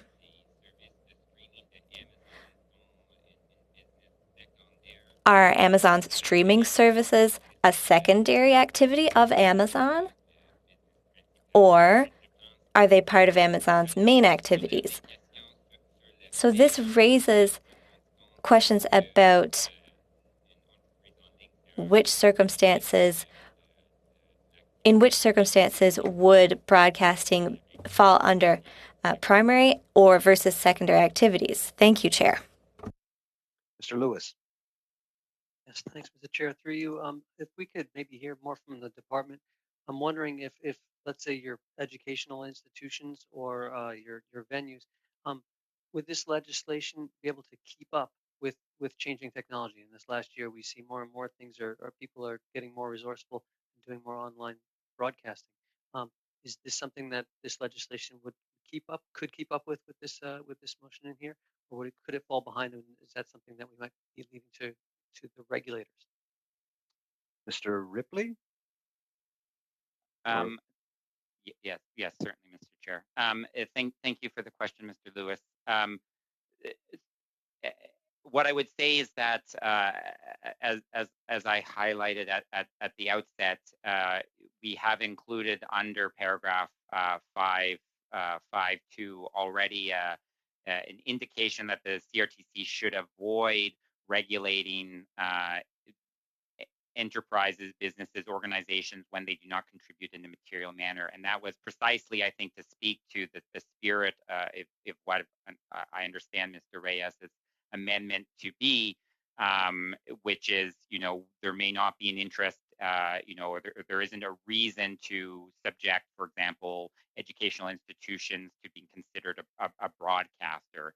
And so the way Bill C-10 currently goes about that is giving that discretion to the CRTC to work through when, certain types of organizations should not be subject or considered a broadcaster for the purposes of the Act. And indeed, I query whether, again, the list is as complete as the committee would want it to be be future-proofed in the sense, or whether these questions are better left up to being worked out through regulatory proceedings and can evolve as time goes on. Thank you, Mr. Chair. Mr. Housefather. Yes, Mr. Chairman, thank you. Having now heard from the department and having thought about it, personally, I do think I would have supported B and C being carved out. I don't agree with A being carved out because I think it creates very extreme possibilities of large undertakings not being included because they have an ancillary business where they're providing a service to their clients.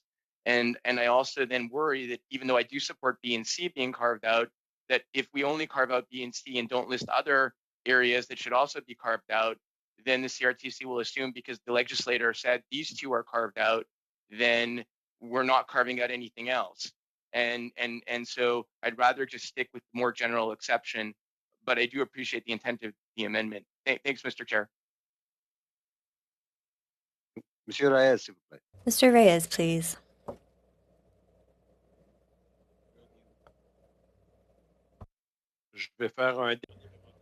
I'll make one last comment, and then I will trust the committee's good judgment to decide whether we should adopt this amendment. I would like to say thank you for the intervention on Part C. I forgot to mention that part, a part of operations of a theater, concert hall, or other venue for the presentation of live performing arts. And I'd like to come back to Mr. Ripley's comment on Amazon. Even if Amazon had a B activity in the background, I don't think anyone would believe that it wasn't a main activity, regardless of the CRTC. So I think that this is very clear in my proposed amendment. If it's for students, or if it's part of a course, or if it's on behalf of a professor, we know that there are many of those activities, or if it has to do with the arts or theater, or if it is a video created by an artist or a podcast, but it's not part of the main activities. I think that that all needs to be considered, and that is the objective. Thank you. Okay, seeing no further debates on this issue, again, this is CPC 0.1. Now go to a vote. Shall CPC 0.1 carry? No. Right, seeing dissension, we now have a recorded vote. Clerk? The question of CPC 0.1, Mr. Housefather. No. Ms. Bissett. Mason. No. Mr. Bruson. No. Ms. Ian. No. Mr. Lewis. Against. Mr. Aitchison. Yes. Monsieur Reyes. Oui. Mr. Shields. Yes. Mr. Waugh. Yes. Mr. Champoux. Je vote en faveur. Ms. McPherson. Yes. 6 yeas, 5 nays. Sorry. I declare the amendment carried. Well, folks, is a good. This ends quite nicely. That ends clause 1, which brings us to the end of clause 1 and also to our health break. But before we do that, we have to call the question on clause 1 itself as amended. Shall clause now vote? Shall clause 1 carry? Carried. All right, folks, please. 5 minutes for our health break. We try to get back to this as quick as we can. We're going to proceed at that point, and we'll see you in 5 minutes. Okay, suspended.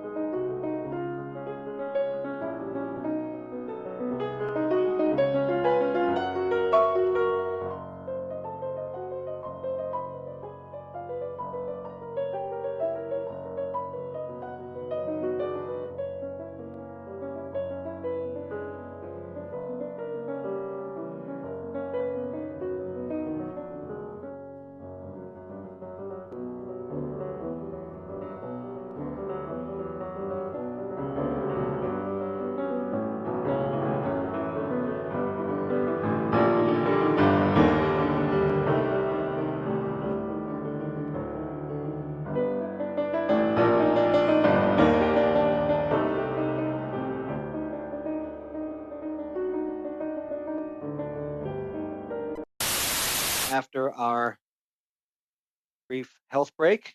I want to address one thing first before we start on Clause 2. Mr. Housefather, I had a brief discussion regarding what you requested, which is a show of, if I get this correctly, a show of hands as opposed to a recorded vote following S. Did I get that correctly? Well, I was just suggesting, Mr. Chair, that we could do a show of hands, and unless a member asks for a recorded vote, which they have every right to do, any member could do that. You could then go by the show of hands and you could say carried on division as opposed to doing the recorded vote each time. I was only wondering because I was anticipating so many recorded votes. Yeah, anybody else?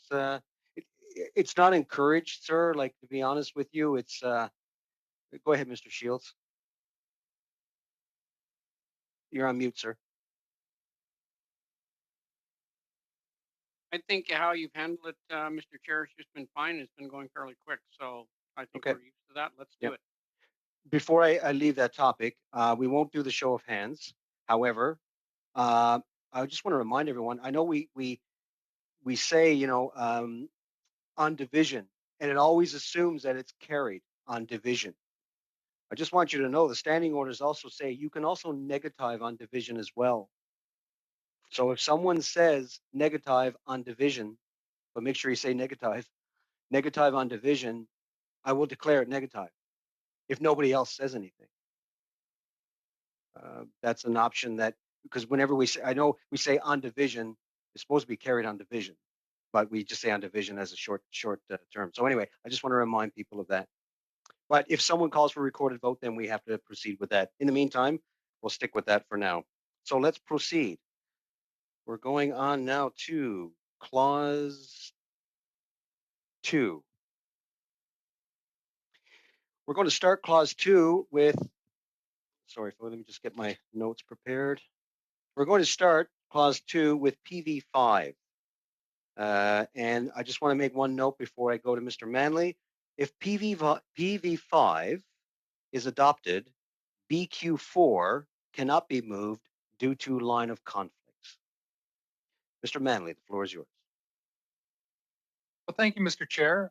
This amendment really keeps the ownership and control of our broadcasting system by Canadians. So the bill currently removes that section of the Act that asserts the Canadian broadcasting system shall be effectively owned and controlled by Canadians. We live beside the largest media conglomerate in the world, the United States, and we have kept our national identity and our cultural sovereignty by maintaining control and ownership of our broadcasting system effectively by Canadians. And so this amendment has been supported by a number of organizations that I've talked to, and I'll note that the Bloc Québécois, the Conservatives, and the NDP have similar amendments to maintain ownership and control of our broadcasting system by Canadians. I think it's important to keep this enshrined in legislation rather than just leaving it to the CRTC. So those are my arguments for this amendment. Thank you. Ms. DeBruzen. Thank you, Mr. Chair. And in fact, there is also a Liberal amendment with respect to the ownership piece. So, and it comes through as G4, which we'll be coming to down later on. But what this does is it essentially reverts us back to 3.1a, the original in the bill. And what it does is it doesn't recognize that what this bill is trying to do is to bring in also foreign online streamers which do not have Canadian ownership. This actually just bringing 3.1a back in its old format, in fact, just reverts us back to the old way of the bill working without taking into account the new circumstances that we're in. So that is why, you know, the intent is in the right place. And I think that we're generally in agreement in the intent being in the right place, but this actually doesn't get us to where we need to be. Mr. Champoux. Mr. Champoux, my comment is much the same idea. I think the intention is very good. However, adopting this amendment would hold us back from 43A and maintaining the principle of Canadian ownership. So I think we'll be, unfortunately, voting against this. Mr. Housefather. Oui, personnellement. Yes, personally, I prefer BQ4, and I will be voting for this one because of the line conflict. Mr. Manley. Yeah, I'll just note that my previous amendment, PV3, actually addressed the need to regulate foreign broadcasters and foreign entities in the act, but the wording of it, having one come before the other, makes that a little bit difficult. Because I recognize that we do need to. The intent of this bill is to regulate foreign broadcasters, but I really want to see us maintain the aspect of our Broadcasting Act that protects Canadian ownership and control of our media. Thank you. Mr. Waugh. Yeah, this is an interesting one, Mr. Chair, because I think within 3 years, you will find in this country, there will be no broadcasters left on the traditional television. What we're seeing now in North America is all streaming. All companies are going to this. And so it's just something to ponder. That's all I'm saying, because I do see companies in the United States leaving the conventional television at a rapid pace, networks, and I think it will come here sooner than we think. Within 2 years, I would think we're going to deal with this. Okay, thank you. Seeing no further conversation on this, we now go to a vote. Shall PV5 carry? No. We do it as negative on. Oh, actually, I don't think that the Greens have a vote. Sorry. Would you like to negative on division? Yeah, I don't know if anyone was in favor, but yes, if it makes it go faster, I would say negative on division if there's someone who wants it. Seeing no call for recorded vote, negatived, PV5.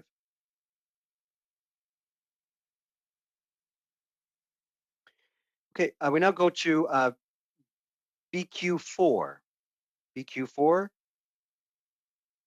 just a note, just for a piece of information, by the way, for those of you keeping track, BQ4 NDP3, which is on page 14 in your package, and G4, page 47, they deal with a similar subject, as was noted by the legislative clerks. Just thought I'd let you know. But one thing to note is that if BQ4 is adopted, CPC 0.2 cannot be moved due to line conflict. That being said, we now go to BQ4, Monsieur Champoux. Mr. Champoux. Thank you, Mr. Chair. So, of course, it's the famous matter of Canadian ownership. And we heard from the vast majority of witnesses, and we think it is very important to include, in some way or another, the notion of the participation of online undertakings. We drew inspiration from the Yale report's recommendation in our wording, so we propose, similarly to the law already says, that the Canadian broadcasting system shall be effectively owned and controlled by Canadians, and foreign online undertakings may also provide programming to Canadians. And we add A.1, each broadcasting undertaking shall contribute. I just wanted to specify that in our discussions, we understand that there is the notion of foreign broadcasting undertakings that might pose a problem. I'll let my colleague take the floor. Ms. de Bruzen, sorry. No, sorry. C'est difficile. It's difficult when it's all online like this. Personally, I like what Mr. Champoux is proposing. The only small change that I would like to propose as a sub-amendment would be to remove the words online. Online between foreign and undertakings. Alors, j'aimerais I would like to propose that sub-amendment, please. Okay. Can you do that one more time, Ms. DeBruzen? Okay, changing screens on my computer again. I'd like to propose a sub-amendment to remove the word online from the sub-A part. So the word online that appears between the words foreign and undertakings. So just for clarification now, if you look at, we're doing BQ4, it's on page 13 on the English version. In part A, the Canadian broadcasting system shall be effectively owned and controlled by Canadians, and foreign undertakings may also provide programming to Canadians. What the sub-amendment does is to remove the word online. Looking for a thumbs up, Mr. Brusen, if I okay, the synopsis I put forward is correct. We now move to discussion on the sub-amendment as put forward by Ms. de Bruzen. I see. Monsieur Reyes, s'il vous plaît. Mr. Reyes, please.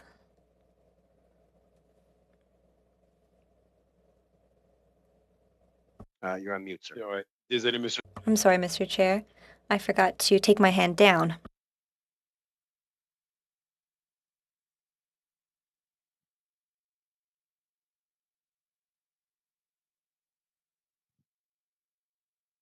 You're on mute, Mr. Chair. Thank you, sir. Thank you, Mr. Ashford. Sorry. I see no hands up. So therefore, we are still discussing the sub-amendment as put forward by Madame de Bruzen. Just as a reminder, she wants to remove the word online from Part A of the amendment. We now go to a vote. Shall the sub-amendment of Mr. President. Mr. Chair. Oh, I'm sorry. Oh, I'm sorry. Monsieur Shampoo, s'il vous plaît. Mr. Shampoo, please. I would like to hear Mr. Ripley or Mr. Olson explain the logic. I'm not closed off to the idea, but honestly, I would like to understand what the concern is with the sub-amendment. I see Mr. Olson. Oh, I see both of you. Mr. Olson, we'll start with you.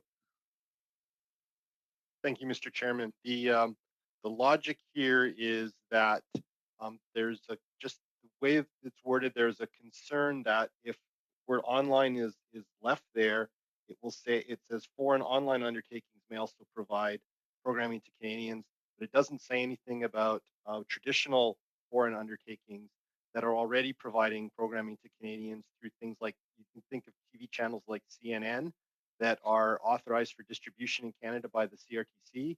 We just believe that the spirit of this amendment is just to make sure that there's no potential implication that those types of services would need to be withdrawn from the broadcasting system in Canada.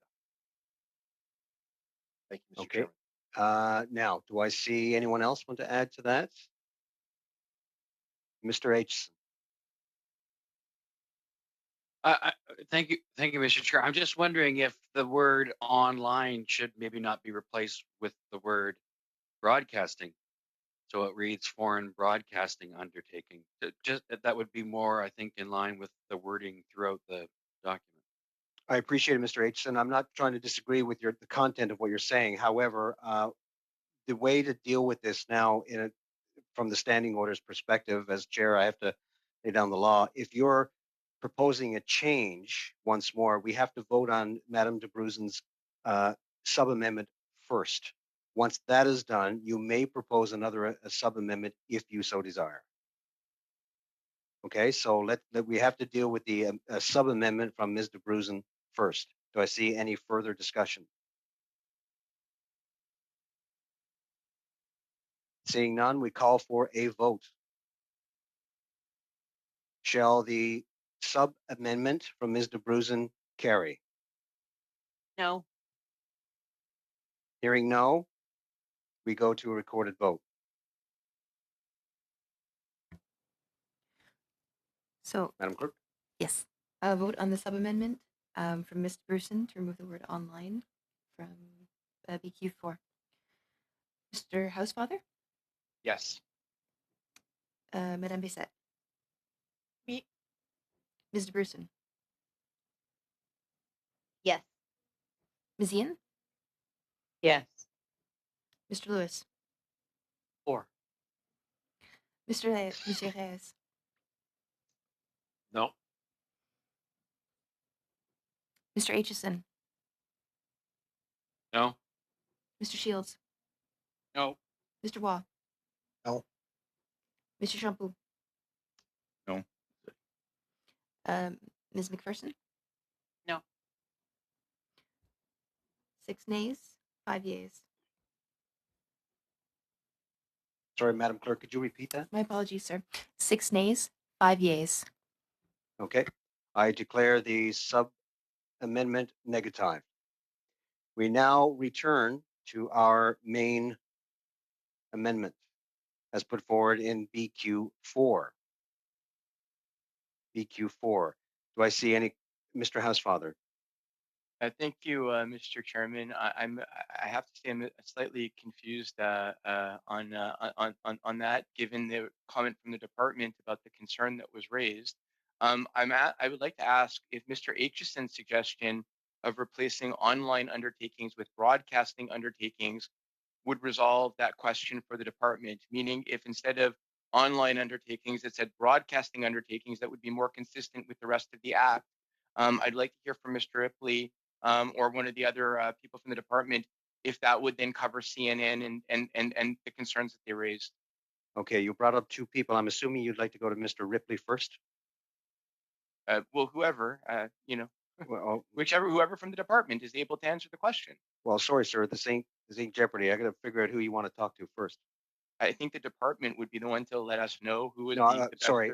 I was talking about Mr. Aitchison. Oh. Do you want to go to Mr. Aitchison? I was not asking anything of Mr. Aitchison. I was asking the department whether Mr. Aitchison's proposal that he previously made would resolve the issue that they had raised with respect to removing the word online. I didn't ask anything to Mr. Aitchison. Of course you didn't. To the department, Mr. Ripley. Mr. Chair, we have nothing on the floor. Great. Sorry. Mr. Shields. You want a point of order? Point of order, there's nothing on the floor for him to ask opinion about. There's nothing been proposed. We're dealing with Unless Mr. Aitchison proposes that, it can't be looking for clarification for something that hasn't been proposed. Okay. I think what's happening here is this. I understand the way that the question started to Mr. Aitchison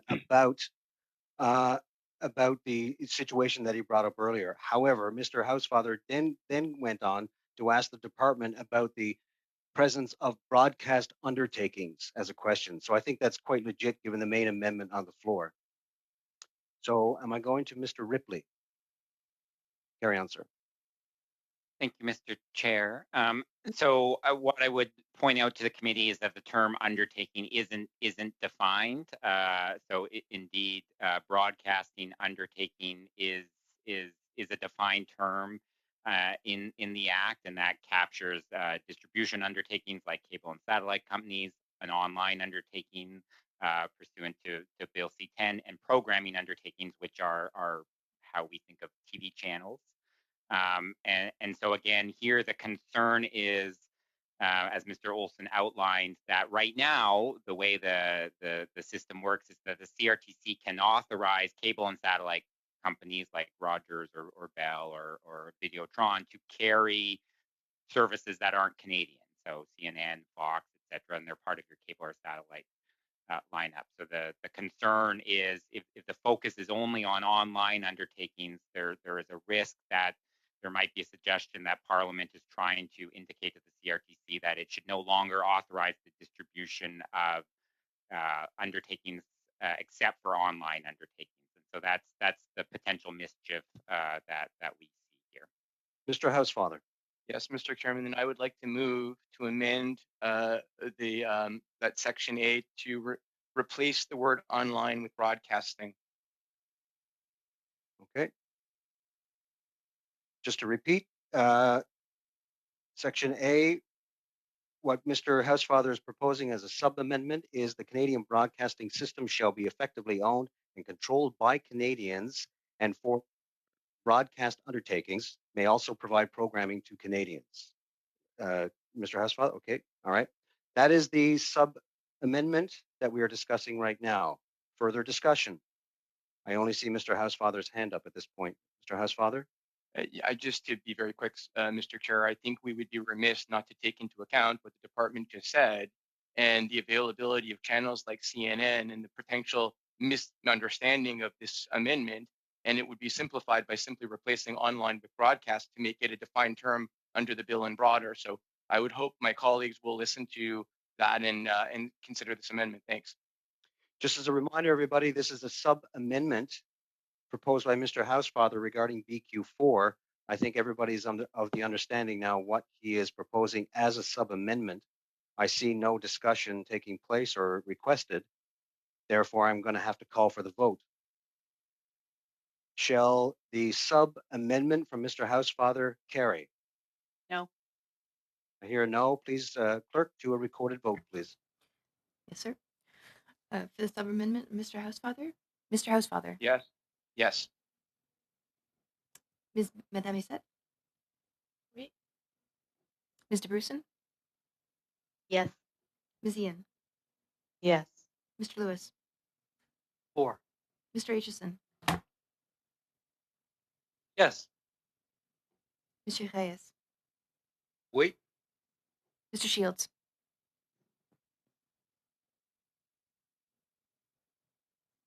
Yes. Mr. Waugh? Yes. Monsieur Champoux? Oui. Ms. McPherson? No. 10 yeas, 1 nay. We now return to the main motion as amended by Mr. Housefather. So now we return to BQ4 as amended. And I'm sure you now have an understanding as the amendment and the effect of it. And now we go back to the main motion as amended. Monsieur Champoux, s'il vous plaît. Je voudrais m'assurer du libellé. I'd like to make sure the exact wording, if we may, Mr. Chairman. So perhaps you could give us a full reading of it.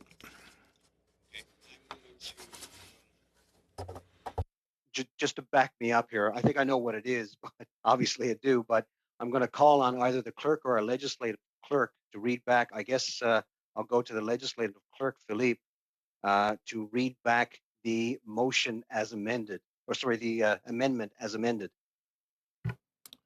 sub-amended. Thank you, Mr. Chair. I suppose in French, Monsieur Champoux, c'est la version française que vous vouliez? Oui, c'est ça. Oui. S'il vous plaît, oui. Donc, paragraphe A, Paragraph A, the Canadian broadcasting system shall be effectively owned and controlled by Canadians, and foreign broadcasting undertakings may also provide programming to Canadians. Semicolon, A.1, each broadcasting undertaking shall contribute to. Monsieur Reyes. Merci, Monsieur le Président. Thank you, Mr. Chairman. I just wanted to be sure that if we vote in favor of this block motion, this would eliminate my next upcoming one. So I think that there's no further comments. I'd even be willing to withdraw my amendment.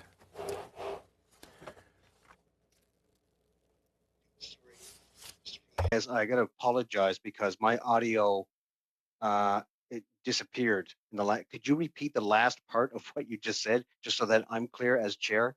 Sorry about that. Parfait, Monsieur. Certainly. I just wanted to stress that if B4 is voted in favor and carried as amended, it would eliminate my amendment, the upcoming one, that of the CPC 0.2. We're quite pleased to support the block amendment, and if it is carried, I will withdraw my amendment. And if you vote against BQ4, well, then I'll propose my amendment. Ms. McPherson. Just to follow with Mr. Reyes, that ours is very, very similar as well. Of course, this is something that we're all pushing for, and so I also would be willing to withdraw mine if this is positive, or if frankly, if the Conservative amendment is positive, if this one is not.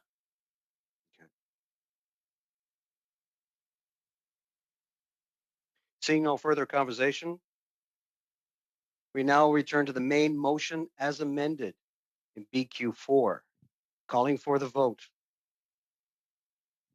Shall BQ4 carry as amended? Hearing no dissension, I declare it carried.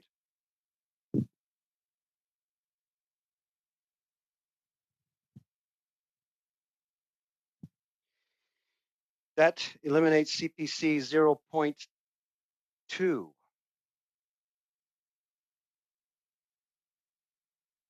Now, Ms. McPherson, if I get this correctly, you just said, and I think my audio was working, you would be willing to withdraw NDP 3 if BQ4 was adopted. That is correct. Correct? Correct. For that, we need unanimous consent. Ms. McPherson wishes to withdraw NDP 3 from consideration. Does anyone have any problems with that? Pardon the vernacular. Okay, done. So we withdraw NDP 3. Folks, just let me catch up here for a second. Now we move on to Lib 2. Mr. Housefather. Merci, Monsieur le Président. Et je connais que... Thank you very much, Chair. I think that this will be shared with my colleagues from Quebec, Mr. De Reyes and Champoux, and others on the committee. It's important to understand the minority status of French in the North American context, and this amendment would allow different conditions operating with English and French services in Canada, given the minority situation of French on the continent. And I'm sure that my colleagues are going to support this amendment. Thank you. Okay. Seeing no further comments, we will now proceed with the vote. Shall Lib 2 carry? And so carried.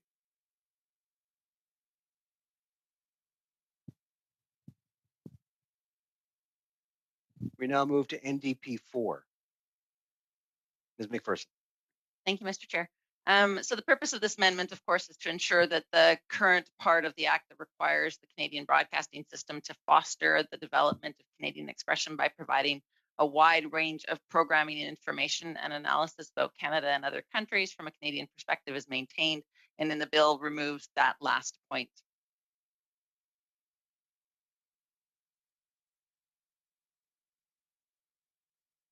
Mr. Brusen.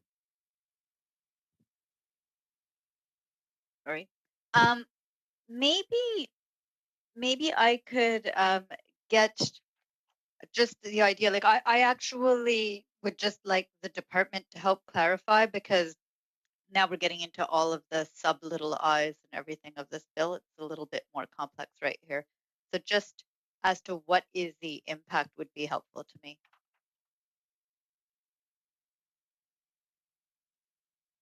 Sorry, Ms. McPherson. I believe that she asked for the department. Oh, I'm Mr. sorry. Chair. Sorry, Mr. Ripley, is it? I think Ms. Choi will take this one. Ms. Choi, go ahead. Thank you for the question. And I would just point out that very similar wording to what has been struck from 3(1)(d) to little I has been transported to the new proposed 3(1)(i) to little I sub 1. And the main reason for that is because the notion of offering information and analysis concerning Canada and other countries from a Canadian point of view speaks more about the programming that is offered in the Canadian broadcasting system. And so as Section 3(1)(i) talked more about programming offered rather than about the Canadian broadcasting system writ large, it seemed to be a better place to place that notion. Ms. McPherson, any more comments? Just that I think that our amendment just thinks that this is a little bit better clarity for that. Ms. DeBruzen. Can I just get clarification perhaps from the department about, because this is a part where I'm confused. Is this going to have an impact on ethnocultural content? Like, is there an impact that could be a potential negative impact there? Because I literally just trying to make sure I understand what this redundancy or like the kind of issues that they're raising. What is the impact that I should be worrying about if I'm worrying about anything? Ms. Choi. Thank you for the question. Yes, section 3(1)D 2 little I does speak to a lot of equity seeking groups and minority groups. But so does section 3(1)I 2 little I.1. There's text there that talks to the viewpoints of Indigenous persons and of Canadians from racialized communities and diverse ethnocultural backgrounds. So there, in fact, in that subsection, there seems to be more reference to minority groups, to ethnocultural groups, and equity-seeking groups. I see, Ms. DeBruzen. No, you had your hand up. Okay. Monsieur Champoux, s'il vous plaît. Monsieur le Président. Well, my concern is not so much what we have here as this amendment in C10, but what it might be withdrawing. And that is the appeal to all Canadians, Canadian artists and creators, and the importance of giving to Canadians information and analysis on the Canadian situation. I don't see any added value to this. I think that the current amendment is valid and very good. Oh, you're on mute. I saw that. Thank you, Mr. Chairman. I basically just wanted to go back once again to this question. I understand that the law in C10 has added a section that is relatively similar that adds greater context, but that section will not disappear if we amend the law to return the section amended by Ms. McPherson. So I'm trying to understand why that would be an issue. Can the department just clarify that by amending this, we don't remove the other section that was also added to C10? So perhaps Ms. Choi could do that. Now, before that, Ms. McPherson, I have you next, but Ms. Choi, would you like to respond? I'm not sure I'm well qualified about the process for what happens if this amendment is accepted or rejected. What that would mean for the text in 3(1)I 2 little I1. All right, Ms. McPherson. My understanding would be that it wouldn't have any impact on it. Why would it? I think that this is ensuring that we have that analysis concerning Canada and other countries from a Canadian point of view intact. I'm not sure why it would affect the other areas. But again, I guess we would need to depend on those from the department with the expertise to answer that. Okay, I see hands from the department here. Ms. DeBruzen, I'm going to go to the department, given the conversation was just had, before I go to you, unless you really feel compelled. You have to get in right away. Do you have an ad? Okay. I saw Mr. Smith. Go ahead, please. Thank you, Mr. Chairman. The intention with respect to the existing three I believe that the references 1DII was not to remove anything relating to information analysis. It was actually to create a more robust provision in what is now paragraph II.1, which relates to news and current events and ranging from the local and regional to the international, reflecting the viewpoints of Canadians, including the viewpoints of Indigenous persons and Canadians from racialized communities and diverse ethnocultural backgrounds. Our intention there was to not make it a sort of a tail end of the existing clause, but rather to build it up into something that could stand on its own as a news and current events and analysis provision. Okay. Ms. DeBruzen?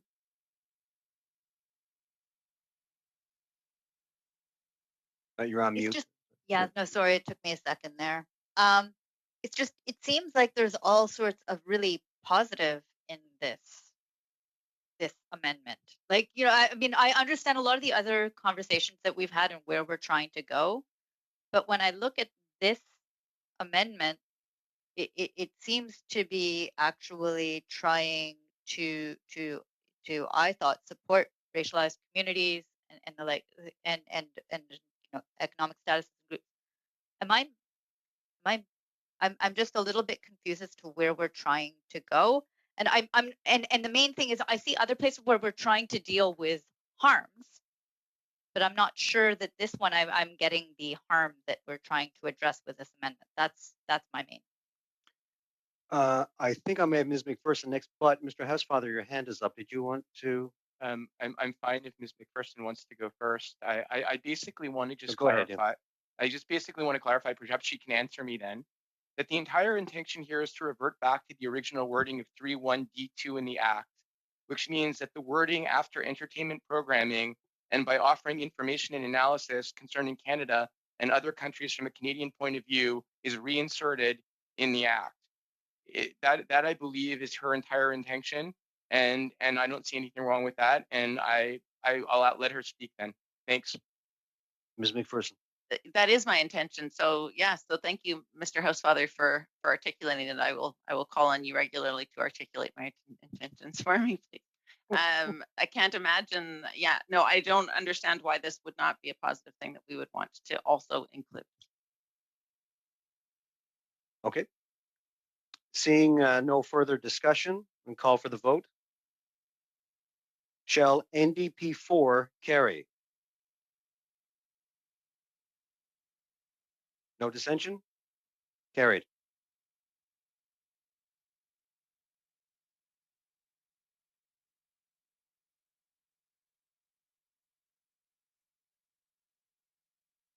That now brings us to Lib 3. Thank you. Mr. Housefather. Okay. Thank you very much, Mr. Chair. Et en effet, cet amendement. This amendment has 4 different components. The first, after listening to many groups, we heard about the importance of supporting production and broadcasting of original programs in French. So we propose for that to be added in 3.2. Are talking about enhancing the vitality of official language minority communities and their particular needs and interests. That is added in 3.3. In 3.4, it's an issue that has come up many times, and it started with Mr. Manley's first amendment, the importance of supporting community broadcasting, and that is, and especially in ethnocultural and Indigenous communities, that is included in 3.4. And in 3.5, the importance of Canadian independent broadcasting undertakings. We've heard that also from a number of groups. So while, you know, this probably wasn't worded perfectly, I think it gives voice to a lot of the different groups that we've heard and deals with a lot of important issues. And I think it forms a consensus amongst those groups that this is good wording. And I'd appreciate naturally the support of my colleagues on it. Mr. Champoux.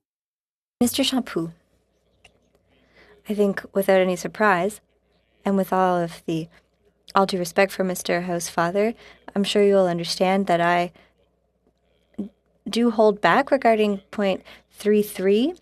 I'm wondering about how necessary it is to say that French is minority in Canada and English is minority language in Quebec. I think that those two situations have nothing to do with each other when it comes to broadcasting. I think that we studied the impacts of the pandemic on the cultural industry, and it was clear when we listened to linguistic communities' realities that those are two separate situations. But I do agree with the amendment proposed, but that specific motion does make me uncomfortable. All the more that we're already talking about official languages all throughout this act and the value of official languages in a general context. So for the rest of it, I agree, but that one notion, I have to say I disagree. Mr. Housefather. Oui, merci. Yes, thank you, Mr. Chair. I will just answer my colleague, Mr. Champoux.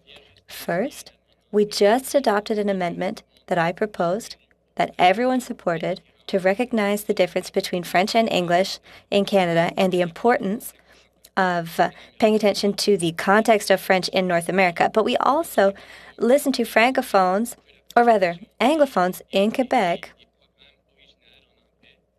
who talked about the proportion of English language programming in Quebec and how drastically that has decreased. So it is important to also recognize Quebec's English community. A minority in Quebec. Francophones are a minority in all the other provinces. Francophones are a minority in Canada. And I think this gives voice to that. And of course, if he moves an amendment to to change the wording, and it's passed, well, the wording is still there. So I appreciate his comments, but I think at least in my view, the English-speaking community in Quebec is an official language minority community in Canada, the same as French language minority communities, and we are 1 million or more people that deserve to be recognized as well in the context of this bill. Thank you, Mr. Chairman. Mr. Champoux. Mr. Champoux. Yes, thank you. And I appreciate and I recognize how delicate this subject is. That's why I'm trying to choose my words carefully. I'm absolutely not in conflict with the Anglophone community in Quebec. I certainly consider them as full citizens. However, we're talking about the text of this act, and some words are not necessary. And I feel that those words do not add any more clarity for the CRTC, given that the general law itself already recognizes a number of things. For example, if there is a problem with programming in Quebec, that there doesn't need to be any adjustment. We could perhaps hear more clarification from the department, but I don't think that taking this out would remove anything. I just want to remove that small portion of the text, and I don't think it will have any repercussions on the essence of the bill. So I'd like to put the question perhaps to Mr. Olson or Mr. Ripley, please. By way of Mr. Ripley. Merci. Thank you for the question, Mr. Champoux. I don't have too much to add. It is true that the definition of official language minority community includes the Anglophone community in Quebec, as well as Francophone communities outside of Quebec. So the definition includes both. Mr. Champoux. Mr. Champoux. Mr. Chair, I will, in that case, just move to amend that part of III.3, proposing in their particular interests until the word including. Okay, just give me 1 second now. I personally, I like to repeat back what has been sub-amended myself. I see what you're saying. It's not a huge change. However, since French is not my first language, I'm going to ask just for clarification so that everyone's quite sure what Mr. Champoux has moved as a sub-amendment. I'm going to ask our legislative clerk to for clarification as to what Mr. Shampoo has moved as a sub-amendment. Philippe, are you there? Thank you, Mr. Chair. Let me just check for the commas. Okay. So I'm just going to read paragraph III.3. Favoriser l'évaluation. Pardon? No, sorry, go ahead. I thought you were going to read it in English, but go ahead. No, En français. Merci. Paragraph.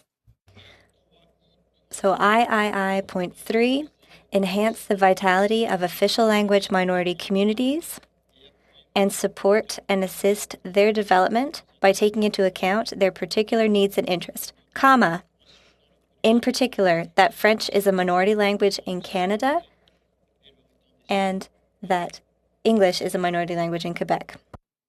Mr. Shampoo, I'm looking to you for acceptance of that as your sub-amendment, as was read by Mr. Miller. Monsieur Miller a fait une... Mr. Miller read that out perfectly as I proposed it. Any discussion on the sub-amendment from Mr. Shampoo, the sub-amendment of Lib 3? Seeing no discussion, we go directly to the votes. Shall the sub-amendment of Lib 3 carry? No. Hearing no, Madam Clerk, go to a recorded vote, please. Yes, sir. On the sub-amendment for Lib 3, Mr. Housefather? No. Madame Bissette? No. Mr. Bruson? No.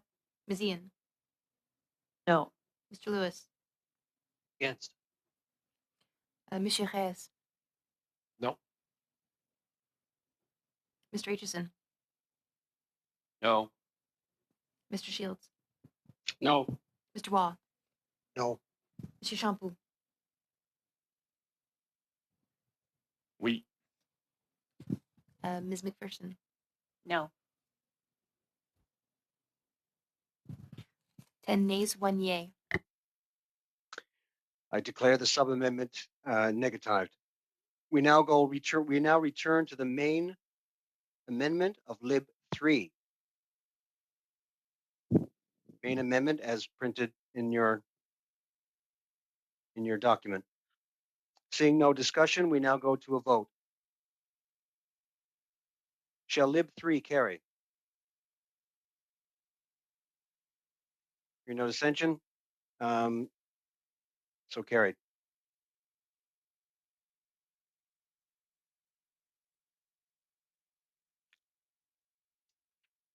And now to NDP 5. Ms. McPherson. Thank you. Let me just make sure. Yeah, I'm unmuted. Okay, so for the NDP 5, the purpose of this is to ensure that the Canadian broadcasting system should serve the needs and the interests of official language minority communities, which I think is important to all of us, by providing opportunities for the production and delivery of programming in English or French. So it just adds that the 3.2 or 3i.2 at the end.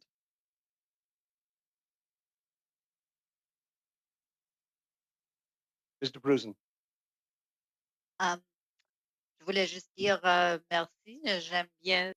Well, just to say that I like this amendment and I will be supporting it.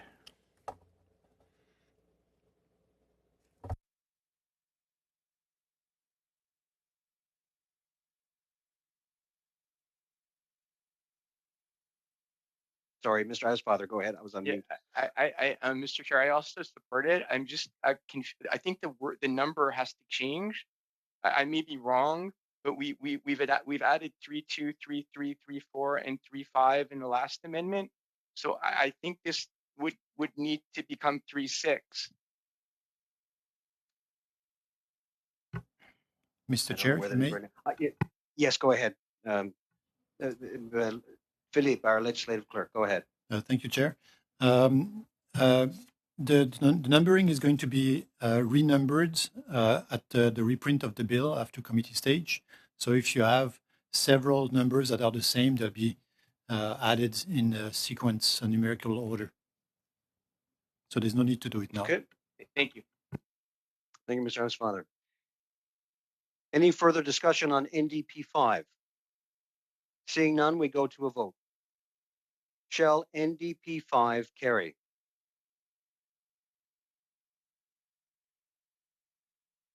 Carry, and so carry. NDP 5 carried.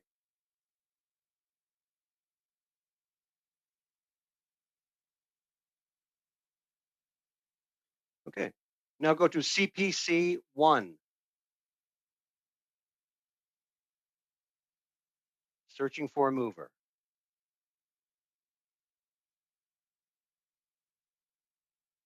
No? Okay. Seeing none, we now go on to PV 6. Hi, I hopped on to cover my colleague Paul Manley. Sorry, I can you just raise your hand? I can't see you on the screen. Oh, Ms. Edwin, there you are. Sorry, I couldn't see you on all the squares that we have here. Ms. Edwin, welcome first of all, and go ahead. You're talking about PV6.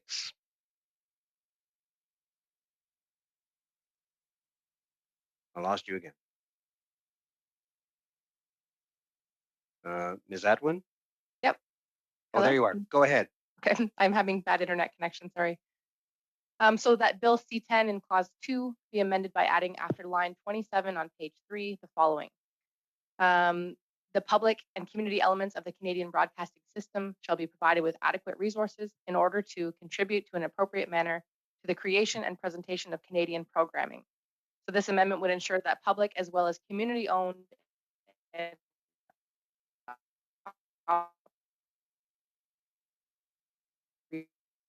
Sorry, Ms. Edwin. You're certainly right in the fact that you have a bad connection, it seems. Can I see a thumbs up from everybody to make sure it's not me? All right. Okay. So, Ms. Edwin, sorry, you froze on screen again. How about you try it once more? Okay. So this amendment is to, in clause 2, be amended by adding after line 27 on page the following, that the public and community elements of the Canadian be provided adequate resources to contribute in an appropriate manner to the creation and presentation of. You can't hear me? No, I'm sorry. It's not. Things aren't going well. It's no reflection on you.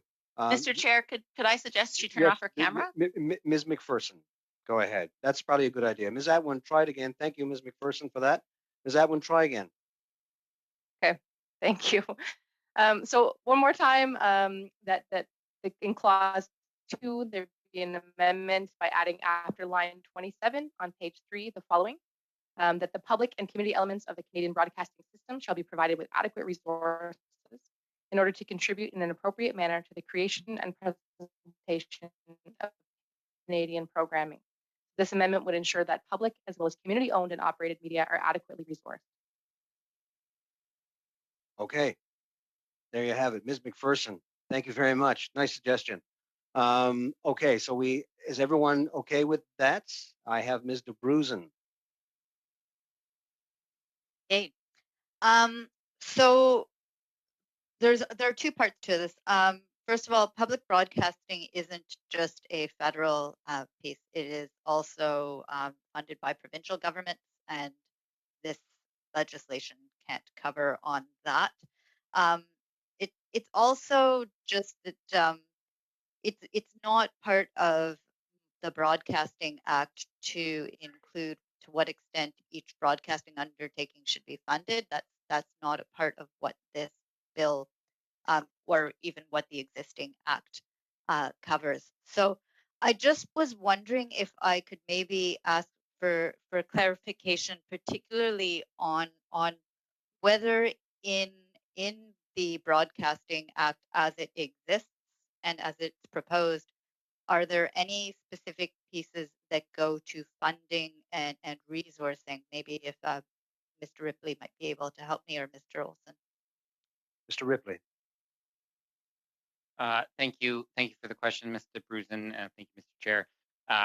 So no, there's not currently anything in the Act that prescribes a certain level of funding for an element of broadcasting, and indeed our understanding of what is being proposed here would kind of would have the effect of imposing an ongoing and undefined funding obligation to fund both public and community broadcasting. And again, public broadcasting includes CBC Radio Canada, but it would also include provincial broadcasters like Télé-Québec, Knowledge Network, and others. And then community broadcasting would obviously include a number of smaller players across the country. Okay. Seeing no further debates, we're going to call for the vote on PV6. Shall PV6 carry? No. I hear no. No. Madam Clerk, recorded vote, please. Yes, sir. Recorded division on PV6. Mr. Housefather. No. Madame Bissette. No. Mr. Bruson. No. Ms. Ian. No. Mr. Lewis. Against. Monsieur Reyes. No. Mr. Aitchison. No. Mr. Shields. No. Mr. Waugh. No. Mr. Champoux. Je vote contre. Ms. McPherson. Yes. 10 nays, 1 yay. I declare the amendment negatived.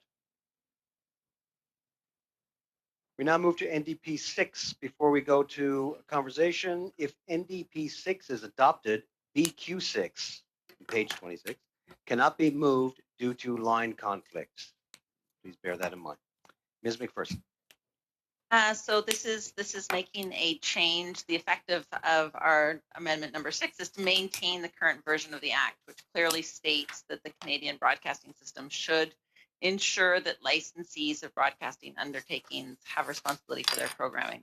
The current bill, by adding, quote, and over which they have programming control, there's a risk to create a loophole in favor of social media. So we therefore propose to delete this addition. And for more context, broadcasting companies that do not have direct control over programming, social media, for example, have significant control over the content that is suggested to users. So on these platforms, the vast majority of content consumed by users is the result of this word's not going to come out today, algorithms. Algorithm-driven suggestions, with the vast minority of the rest resulting from specific user choices. So more and more platforms are also making editorial choices through policies against false, misleading, or hateful content. So that is the intention. That's why we put this amendment forward. Mr. Brusen. That's interesting, because my understanding of what the application of this amendment would be, and this is where I'm going to need more clarification again, because to me, my understanding is that this actually limits the provision to licensed undertakings and would limit the scope of the provision. So that's where I'm a little confused, because my reading is that this actually has more of a limiting effect on its scope, which is not what I would be seeking.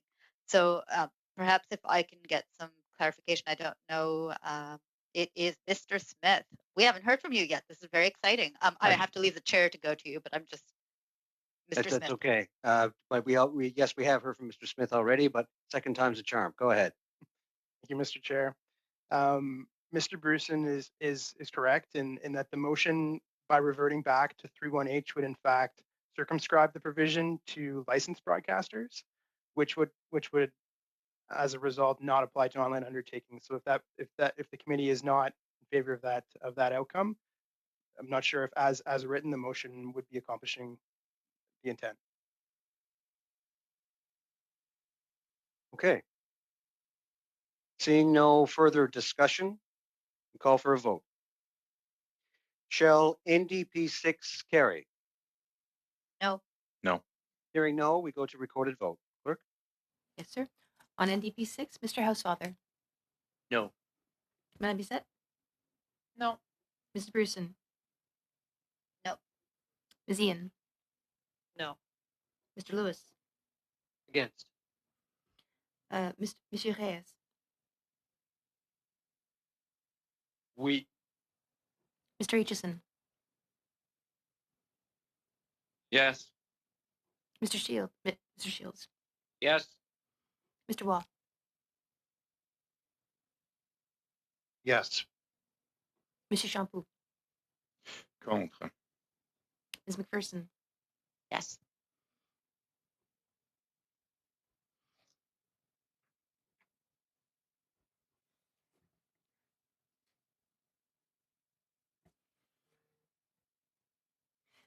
Sorry, I almost had that backwards. 6 nays, 5 yeas. I declare the amendment negative.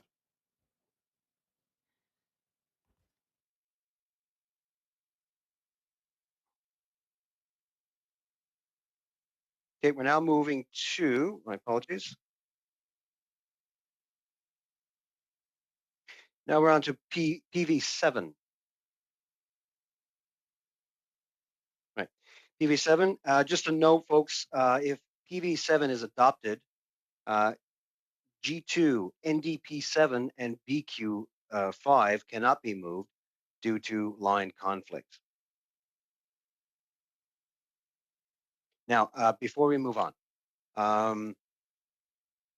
something I forgot earlier when we were trying to connect with Ms. Atwin, if Ms. Atwin is unable to connect, the PV amendments are in a unique situation due to the standing orders adopted the last few years. For the Green Party, because they are not officially on the committee, but they have the right to propose amendments and discuss them, any motion that they bring to a bill, or sorry, any amendment that they want to bring to a bill is deemed moved from the beginning. So that puts a little bit of pressure off your internet service, Ms. Atwin, because if obviously you could proceed, but if we can't get a clear connection, the discussion and debate about your amendment will continue. So, Ms. Atwin, you have the floor.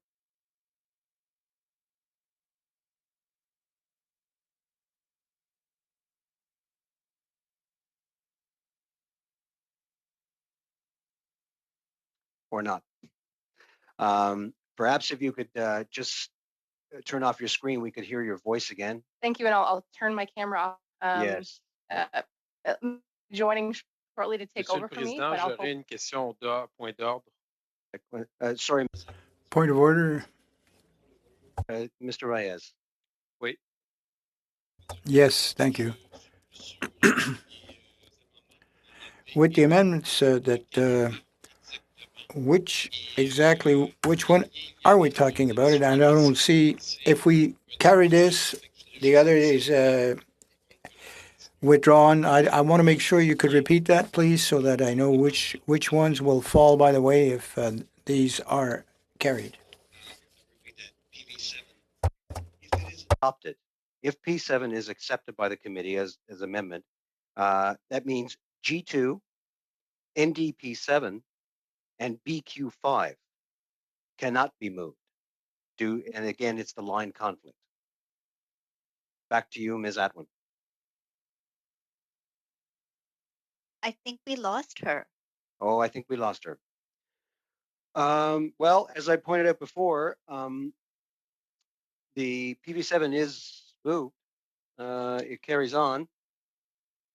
And we can have a discussion about it if you will. Yeah, okay, Ms. DeBruzen.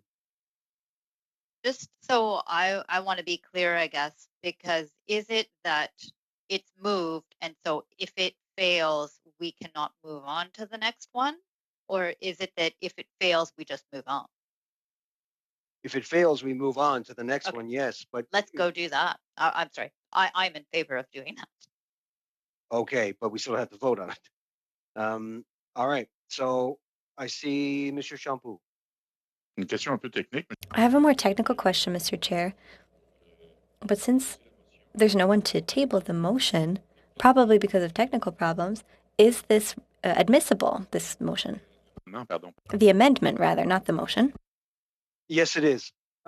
Because the standing order several years ago, as I pointed out, allowed recognized parties and independents to be involved in committee process.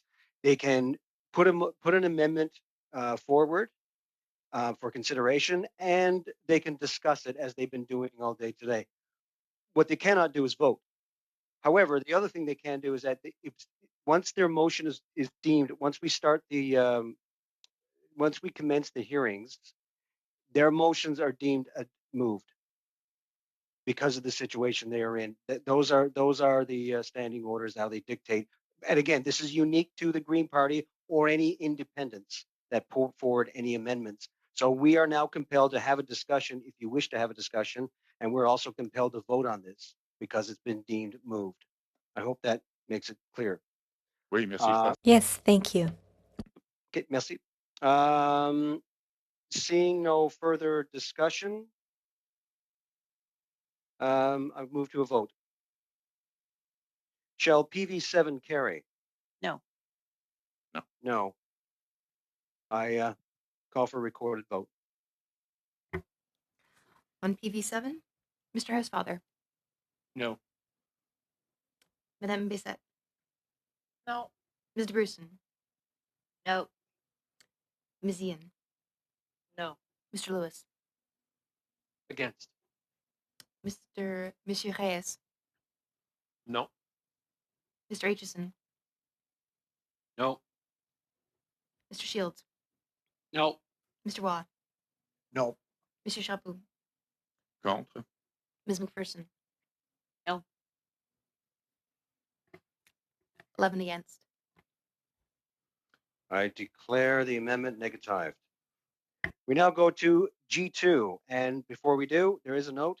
If G2 is adopted, NDP 7 and BQ 5 cannot be moved due to line conflict. We now go to G2. Mr. Housefather? Thank you, Mr. Chair. Sorry, I'm having a little trouble with my hand function.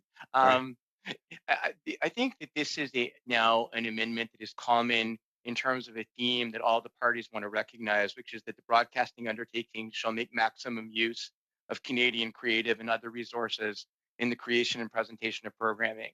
And what this amendment that is G2 is missing that is in the others is the question in no less than predominance. And I would welcome, since I can't move that amendment to my own motion, if somebody else would want to move something here to introduce the concept of the words and no less than predominance that I see in the NDP motion and the block motion. So I'm totally happy to accept that as an amendment and support it. And basically then it has the exclusion unless the nature of the service provided by the undertaking renders such use impracticable, in which case it'll make use of those resources to the extent that it can and should. So again, I appreciate that we all, I think, agree overall on this. And if somebody would amend this, that would be great. Thank you.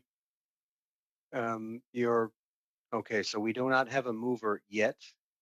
Yes, sorry. I move the amendment as is drafted, and I'm looking for somebody to sub-amend it. Thank you, Mr. Chair. Very good then. Ms. McPherson. I would be interested in sub-amending it. All right.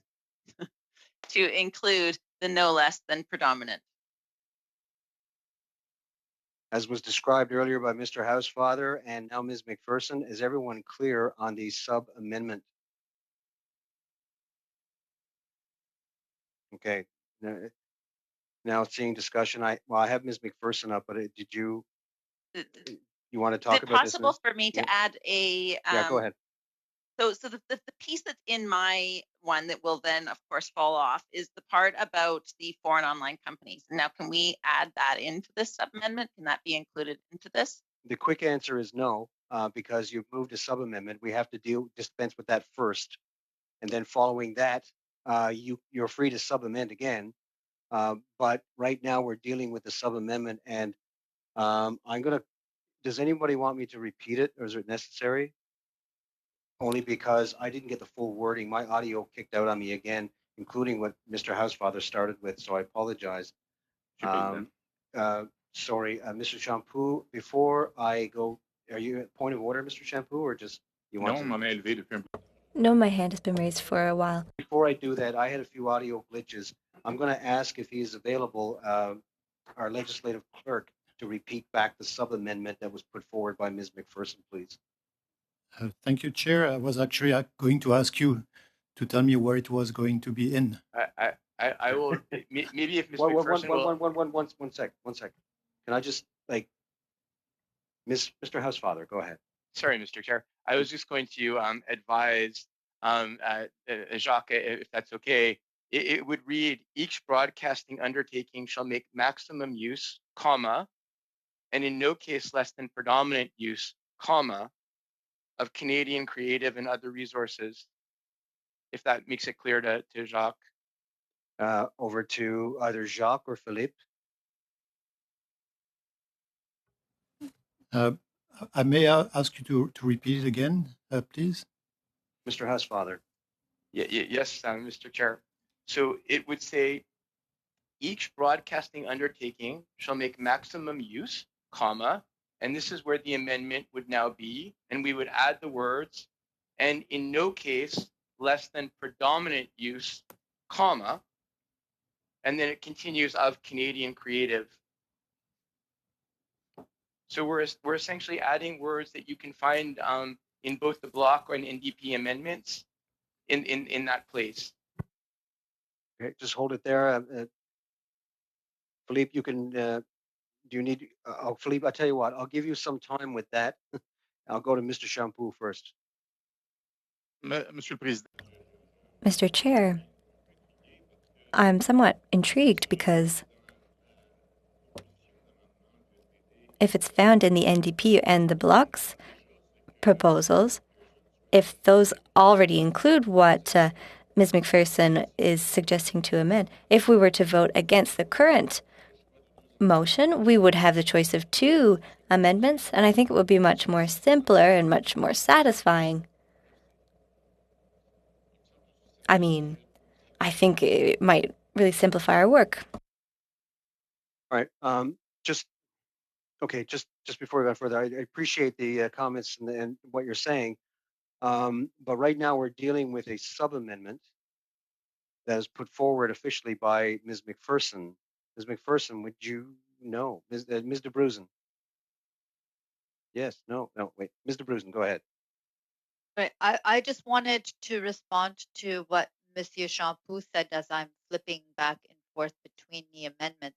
And the thing is, there are actually still differences in the wording. I am seeing Mr. Champoux might more clear, more clearly follow the same lines as the one that Mr. Housefather moved.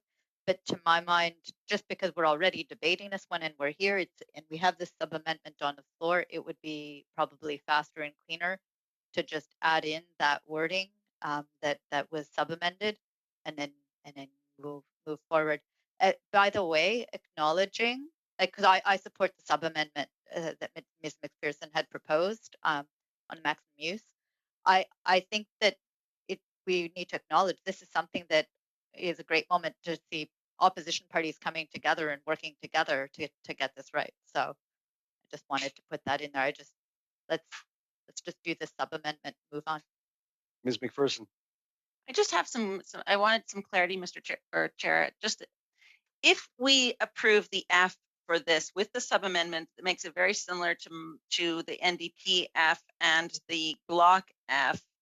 Does that mean that we will not be able to debate the F.1 in the NDP 7? Yeah, that is a good question. I'm going to return to Philippe on two counts now. Number one, to repeat the sub-amendment, but also to do that because because I'm not there, I too have this very same question you do regarding now that if it's sub-amended, you go to NDP 7. So Philippe, if you're with us. I am, Mr. Chair. Okay, great. Were you able to hear Ms. McPherson's question? I did. Okay, great. You have the floor. Thank you, Chair. If G2 is adopted with the sub-amendment, with or without, actually, the sub-amendment, NDP 7 could not be moved because of the line conflict. And same would be for BQ5. Yes, Yes, I'm sorry. I should have pointed that out. My apologies there. So yes, if you want me to repeat that again, so if this is carried, NDP 7 and BQ 5 cannot be moved due to line conflict. Pretty straightforward. Okay, now we've got Ms. De Bruzen first. Yep, go ahead. No, sorry. All right, Mr. Champoux. En fait, je suis un peu confus, monsieur. Actually, I'm a bit confused, Mr. Chair, because there are certain parts that are very important to me in that amendment. So I'm wondering, and I'm asking my colleagues as well, should I oppose this amendment, or should I propose to include the concerns that are important to me, or should we just move on to the next amendments, which would be easier? We also want to add production, rather, and there are other things very important to the Bloc Québécois, and there's also formula. Let me just find. Okay, so contributing strongly to the production and protection of French language programming. So these are very important to us, and they're part of the following amendment. So if we need to amend this one, I will also be adding a sub-amendment. Yeah. Before I go to Mr. Housefather, I'm just going to quickly explain why we do this. The reason why that I start the debate by saying, and I've used this several times now due to a line conflict. What ends up happening is this: if you adopt this one, then the second one, in other words, if this line is amended in the bill itself, then the second one that's being debated is moot because it no longer amends the original one because that's now been changed. The reason why I point that out before the debate starts is so that it gives you the opportunity to sub-amend to your own liking if you choose to do so. So you're on track, Mr. Champoux, about what you're talking about. I'm going to go to Mr. Housefather now. Thank you very much, Mr. Chairman. And I know this is getting very procedural, but I just wanted to give my thoughts. We have 3 different amendments that all have slightly different wording. And in the case of the NDP, an additional concept completely in the amendment, which some of that I don't necessarily agree with F1, but the second paragraph of the NDP proposed amendment. But that being said, I think there's several ways to do this. Number one, I think we all agree on this amendment that Ms. McPherson, sub-amendment that Ms. McPherson has already proposed, and we can vote on that. And then Mr. Champoux or Ms. McPherson can move another sub-amendment to add whatever it is that they wish to this amendment. The second thing is, I also believe that because Ms. McPherson's F.1 is an entirely different subject, even though her existing NDP 7 could not be moved because of line conflict, you're allowed to move things from the floor. And I believe she would be able to move F1 from the floor. I'll ask Philippe to confirm by simply saying that it would follow line 33 of the amended motion that we're now adopting in F. So she could theoretically separately move in the next line that her F1 actually by itself amend the clause. And I do think that's possible because once we adopt this and she moves that it follow this, there would no longer be a line conflict. So I know that's complicated as a former chair, and maybe I got it wrong, but I just wanted to give her that option as well because it's a different subject than this paragraph. And of course, Philippe and you, Mr. Chair, can correct me. Thank you. Yeah, moving from the floor, totally agreed. You know what? Without going any further, I'm going to allow. He might repeat what I'm saying, but Philippe, go ahead. I'll let Philippe weigh in on this as our legislative clerk. Go ahead, Philippe. Thank you, Chair. Yes, Mr. Housefather, you're right. The process would be to adopt the first sub-amendment that's on the floor right now, or to deal with the first amendment rather than adopt it, deal with it, to be able to propose a new sub-amendment from possibly Mr. Champoux. Now, for Ms. McPherson, indeed, she could move her amendment, basically saying that Bill C10 in clause 2 be amended by adding after line 33 on page 3 the following, and it would be just the F1. We would remove the F part, if that's agreeable to the mover. Right. And she would move that from the floor. Yes, you would. In the meantime, we do have to do several steps here. Let's deal with step one. We are currently on a sub-amendment proposed by Ms. McPherson, sub-amending G2. Mr. Chair, could I speak to that very quickly? Yes, go ahead, Ms. McPherson.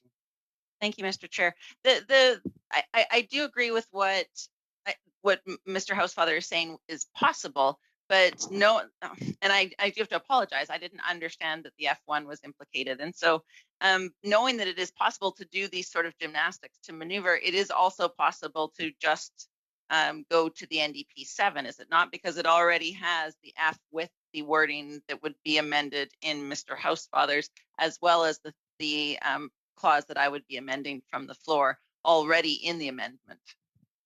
So if I just want to get some clarity before I vote, but I'm assuming I could vote against my own amendment, knowing that it would then come forward and I don't have to move from the floor because it would all be within my amendment as it stands.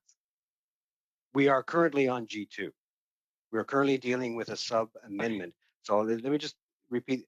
If G2 is adopted, what we're doing right now, sub-amendment, we'll deal with that. But if the entire amendment is accepted, then NDP 7 and BQ 5 cannot be moved due to the line conflict to do that. So I think we can draw together what is defeated can be talked about after that, which is your NDP 7.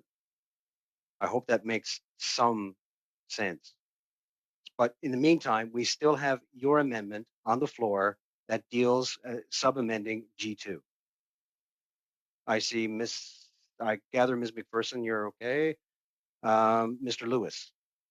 Yes, Mr. Chair, I just wanted to keep the momentum going, but just as a point of courtesy, I don't know who you can see on your screen, but Ms. Ablin has left and Ms. May from the Green Party is here representing. So I just wanted to acknowledge that. Very good. Thank you. Ms. May, welcome aboard. Well, hello, Mr. Chair. Hands across the great span of this lovely country to reach out to you in Newfoundland with a really large hug. Thank you very much. That's quite an accent. That's good. You've been reading my householder, I see. That's great.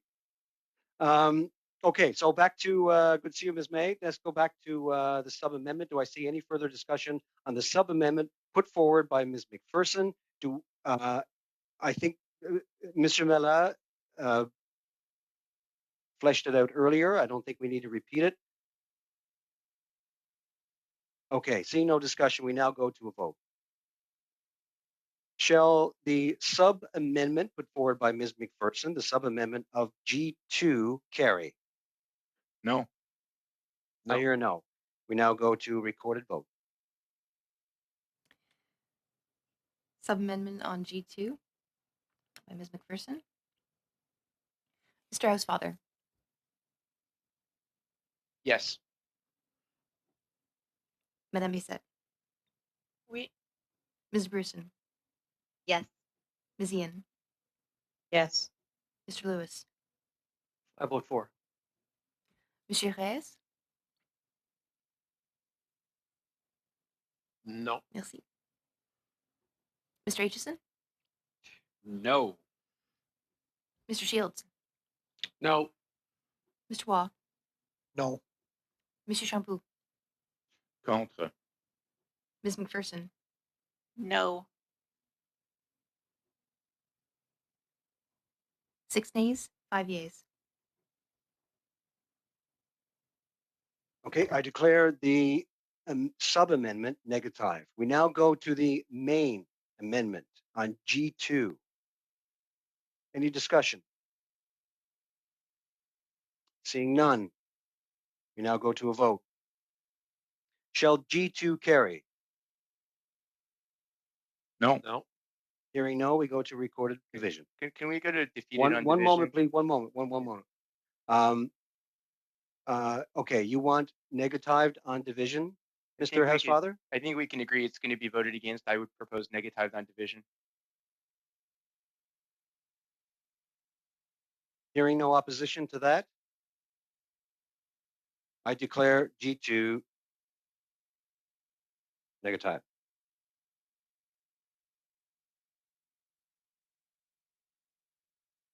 Now we go to NDP 7. Ms. McPherson, I believe that's you. It is, and I think we all know what's in this particular what's in this particular clause and why.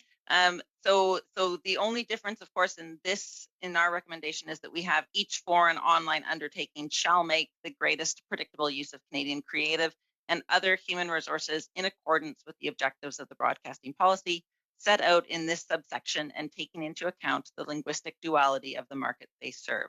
So it has F that is similar to Mr. Housefather's, though slightly different, with the inclusion of no case less than predominant use, but it also includes the foreign online undertaking. Thank you. Before I go to Mr. Shampoo, I said this before, but I think it bears repeating. If NDP 7 is adopted, of course, BQ 5 cannot be moved due to line conflict. Apologize, I should have mentioned that earlier. Mr. Shampoo. Merci. Thank you, Chair. I'd like to propose an amendment to what we have here in NDP 7, Ms. McPherson's. I would like to add production. No, okay, less than predominant use of Canadian creative and other resources in the creation and production and presentation.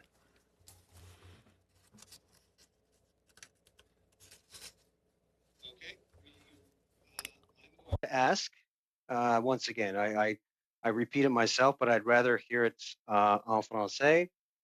And I'm going to turn to our legislative clerk again, who's certainly making his dollar worth today. Philippe, would you like to repeat back to the committee the sub-amendment from Mr. Shampoo? Certainly. Thank you, Mr. Chair. F. Each Canadian broadcasting undertaking shall employ and make maximum use, in no case less than predominant use, in the creation, production, and presentation of programming. F1 remains as is. Okay, everyone heard that. Any further discussion on the sub-amendment to NDP 7 from Mr. Shampoo? Seeing none, we now go to a vote. Shall the sub-amendment for NDP 7 carry?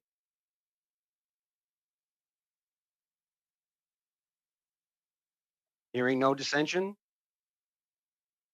I declare the sub-amendment carried.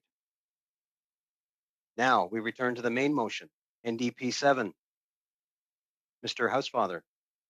Yes, Mr. Chairman. I would like to propose that at the end of the clause, just let me make sure. So after the word programming, we would add the words unless the nature of the service provided by the undertaking renders that use impracticable, in which case the undertaking sorry, Mr. Housefather, I'm loath to interrupt you. I apologize. Yeah. Can I ask that you slow it down about half speed there as we frantically try to get this? Go ahead, sir. Yeah, I think what you all would need to do to be helpful would be to go back to G2 and look at the wording that was proposed. You have it in writing in both languages in G2. And after the word programming, I propose to insert the following: unless the nature of the service provided by the undertaking renders that use impracticable, in which case the undertaking shall make use of those resources to the extent that is appropriate to their nature. Thank you, Mr. Housefather. Just to simplify things, if you have a copy of G2 remaining, I think after programming, the words are underlined. And if I'm not mistaken, you just read all that was underlined. No, it would continue to go back to the bill. So also the words to the extent that is, and then going back to the last line of that clause in the bill, appropriate for the nature of the undertaking. Okay. So does everyone understand? Does this bear repeating, or is everyone now understanding what has been proposed? I see Ms. de Bruzen. Thanks. I would like the department's assistance on that sub amendment and why it is important. What could be the differential impact on different types of undertakings and different broadcasting entities if that isn't included? We go to, do I see any volunteers from the department? Mr. Ripley. Thank you, Mr. Chair. So right now, the way the Broadcasting Act is structured is basically undertakings have to make maximum use, in no case predominant use of creative resources, etc., unless the nature of the undertaking renders that impractical, and then they have to make, and I just don't want to mislead you here, shall make the greatest practicable use of those resources. So that's the way the Act is currently structured, and that the clause that begins with unless is important in the sense that you then may be holding a company to a standard that they are not able to meet just given the nature of their business. So there was always that release valve for the CRTC to say, we understand the nature of the business. It's not possible for you to be held to the maximum, no less than predominant use standard, and therefore you shall make the greatest practical use of all resources. My understanding is that the way the amendment proposed by the NDP is structured is that essentially Canadian undertakings would be held to a standard where they would no longer have that release valve, for lack of better term. So in some respects, I believe what's being proposed by the NDP is setting a high standard for Canadian undertakings, and foreign undertakings are not subject to that same high standard. And so the inclusion of that clause that begins with unless would again just ensure that Canadian undertakings benefit from the same treatment as foreign undertakings. Okay, I see Ms. McPherson. Thank you, Mr. Chair. I'd like some clarity, perhaps from Anthony, perhaps from Mr. Ripley. In terms of the nature of the services, what is the definition of nature of services? Like it looks to me a little bit, and I know we'd looked at this in the previous G2, but it looks like a loophole to me. It looks like an opportunity to provide a loophole. And I'm just wondering for some clarity. Anthony, perhaps you could provide that. Okay, before we go to that, since there was a direct question to Mr. Housefather, Mr. Shampoo, I'm going to go to Mr. Housefather first for clarification, then go to you. Okay, good. Mr. Housefather, thank you. I think the department sort of already raised that, is the question of, I mean, I think that you need to have something to say that there's going to be some cases that this is not possible, and you need to be able to say that certain undertakings are going to have to do their best, but they're not going to be able to rise to this standard. And I think that one of the problems here, honestly, is we'll have to get to another amendment, is the difference between foreign and Canadian ones. In the other, the block, the G2 one, we didn't differentiate between Canadian and foreign. We just said all broadcasting undertakings have the same responsibilities.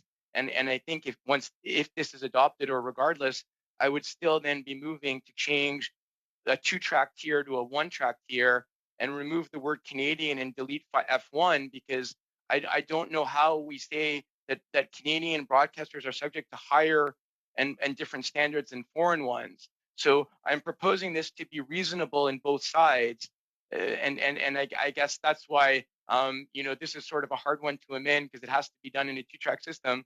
But I'm going to be proposing this amendment and another one afterwards. Thanks. So sorry. Thanks for Heather for giving me the chance to clarify. Shampoo. Monsieur le Président. Mr. Chair, it seems to me that we're contradicting ourselves. On one side, we're talking about predominant use, but on the other hand, we're saying, oh, well, do what you can, and if you can't, it's okay. But I don't know if companies are going to be able to provide, and respecting the regulations, be able to provide, and then it's too bad for them. So there's going to be room for interpretation. And as my colleague asked, what is the nature of the undertaking? If we use the wording maximum and in no case less than predominant. So the current wording, to my mind, is acceptable. There are certain parts that could be changed. But I think it's difficult to maintain this exemption notion and to have undertakings conform. Mr. Chair, seeing it is past 4 o'clock Eastern Time, I'd like to move an adjournment. I actually are flying home here in 50 minutes, and I'm sitting in Ottawa, and I have to go to Calgary, then to Saskatoon, and I think we've had 3.5 hours of good dialogue here this afternoon. And now we're going to go directly to a vote. Let's now go to a vote. Point of order, Mr. Chair. Could I just ask for one quick thing? I'm sorry, we can't do a point of order. I have to move straight to the vote as dictated by standing orders. Okay, clerk, vote on adjournment. Yes, sir. Voting on the motion to adjourn, Mr. Housefather. Yes. Madame Bissette. Oui. Mr. Bruson. Yes. Ms. Ian. Yes. Mr. Lewis. Four. Monsieur Reyes. Wait. Mr. Aitchison. Yes. Mr. Shields. Yes. Mr. Waugh. Yes. Mr. Shampoo.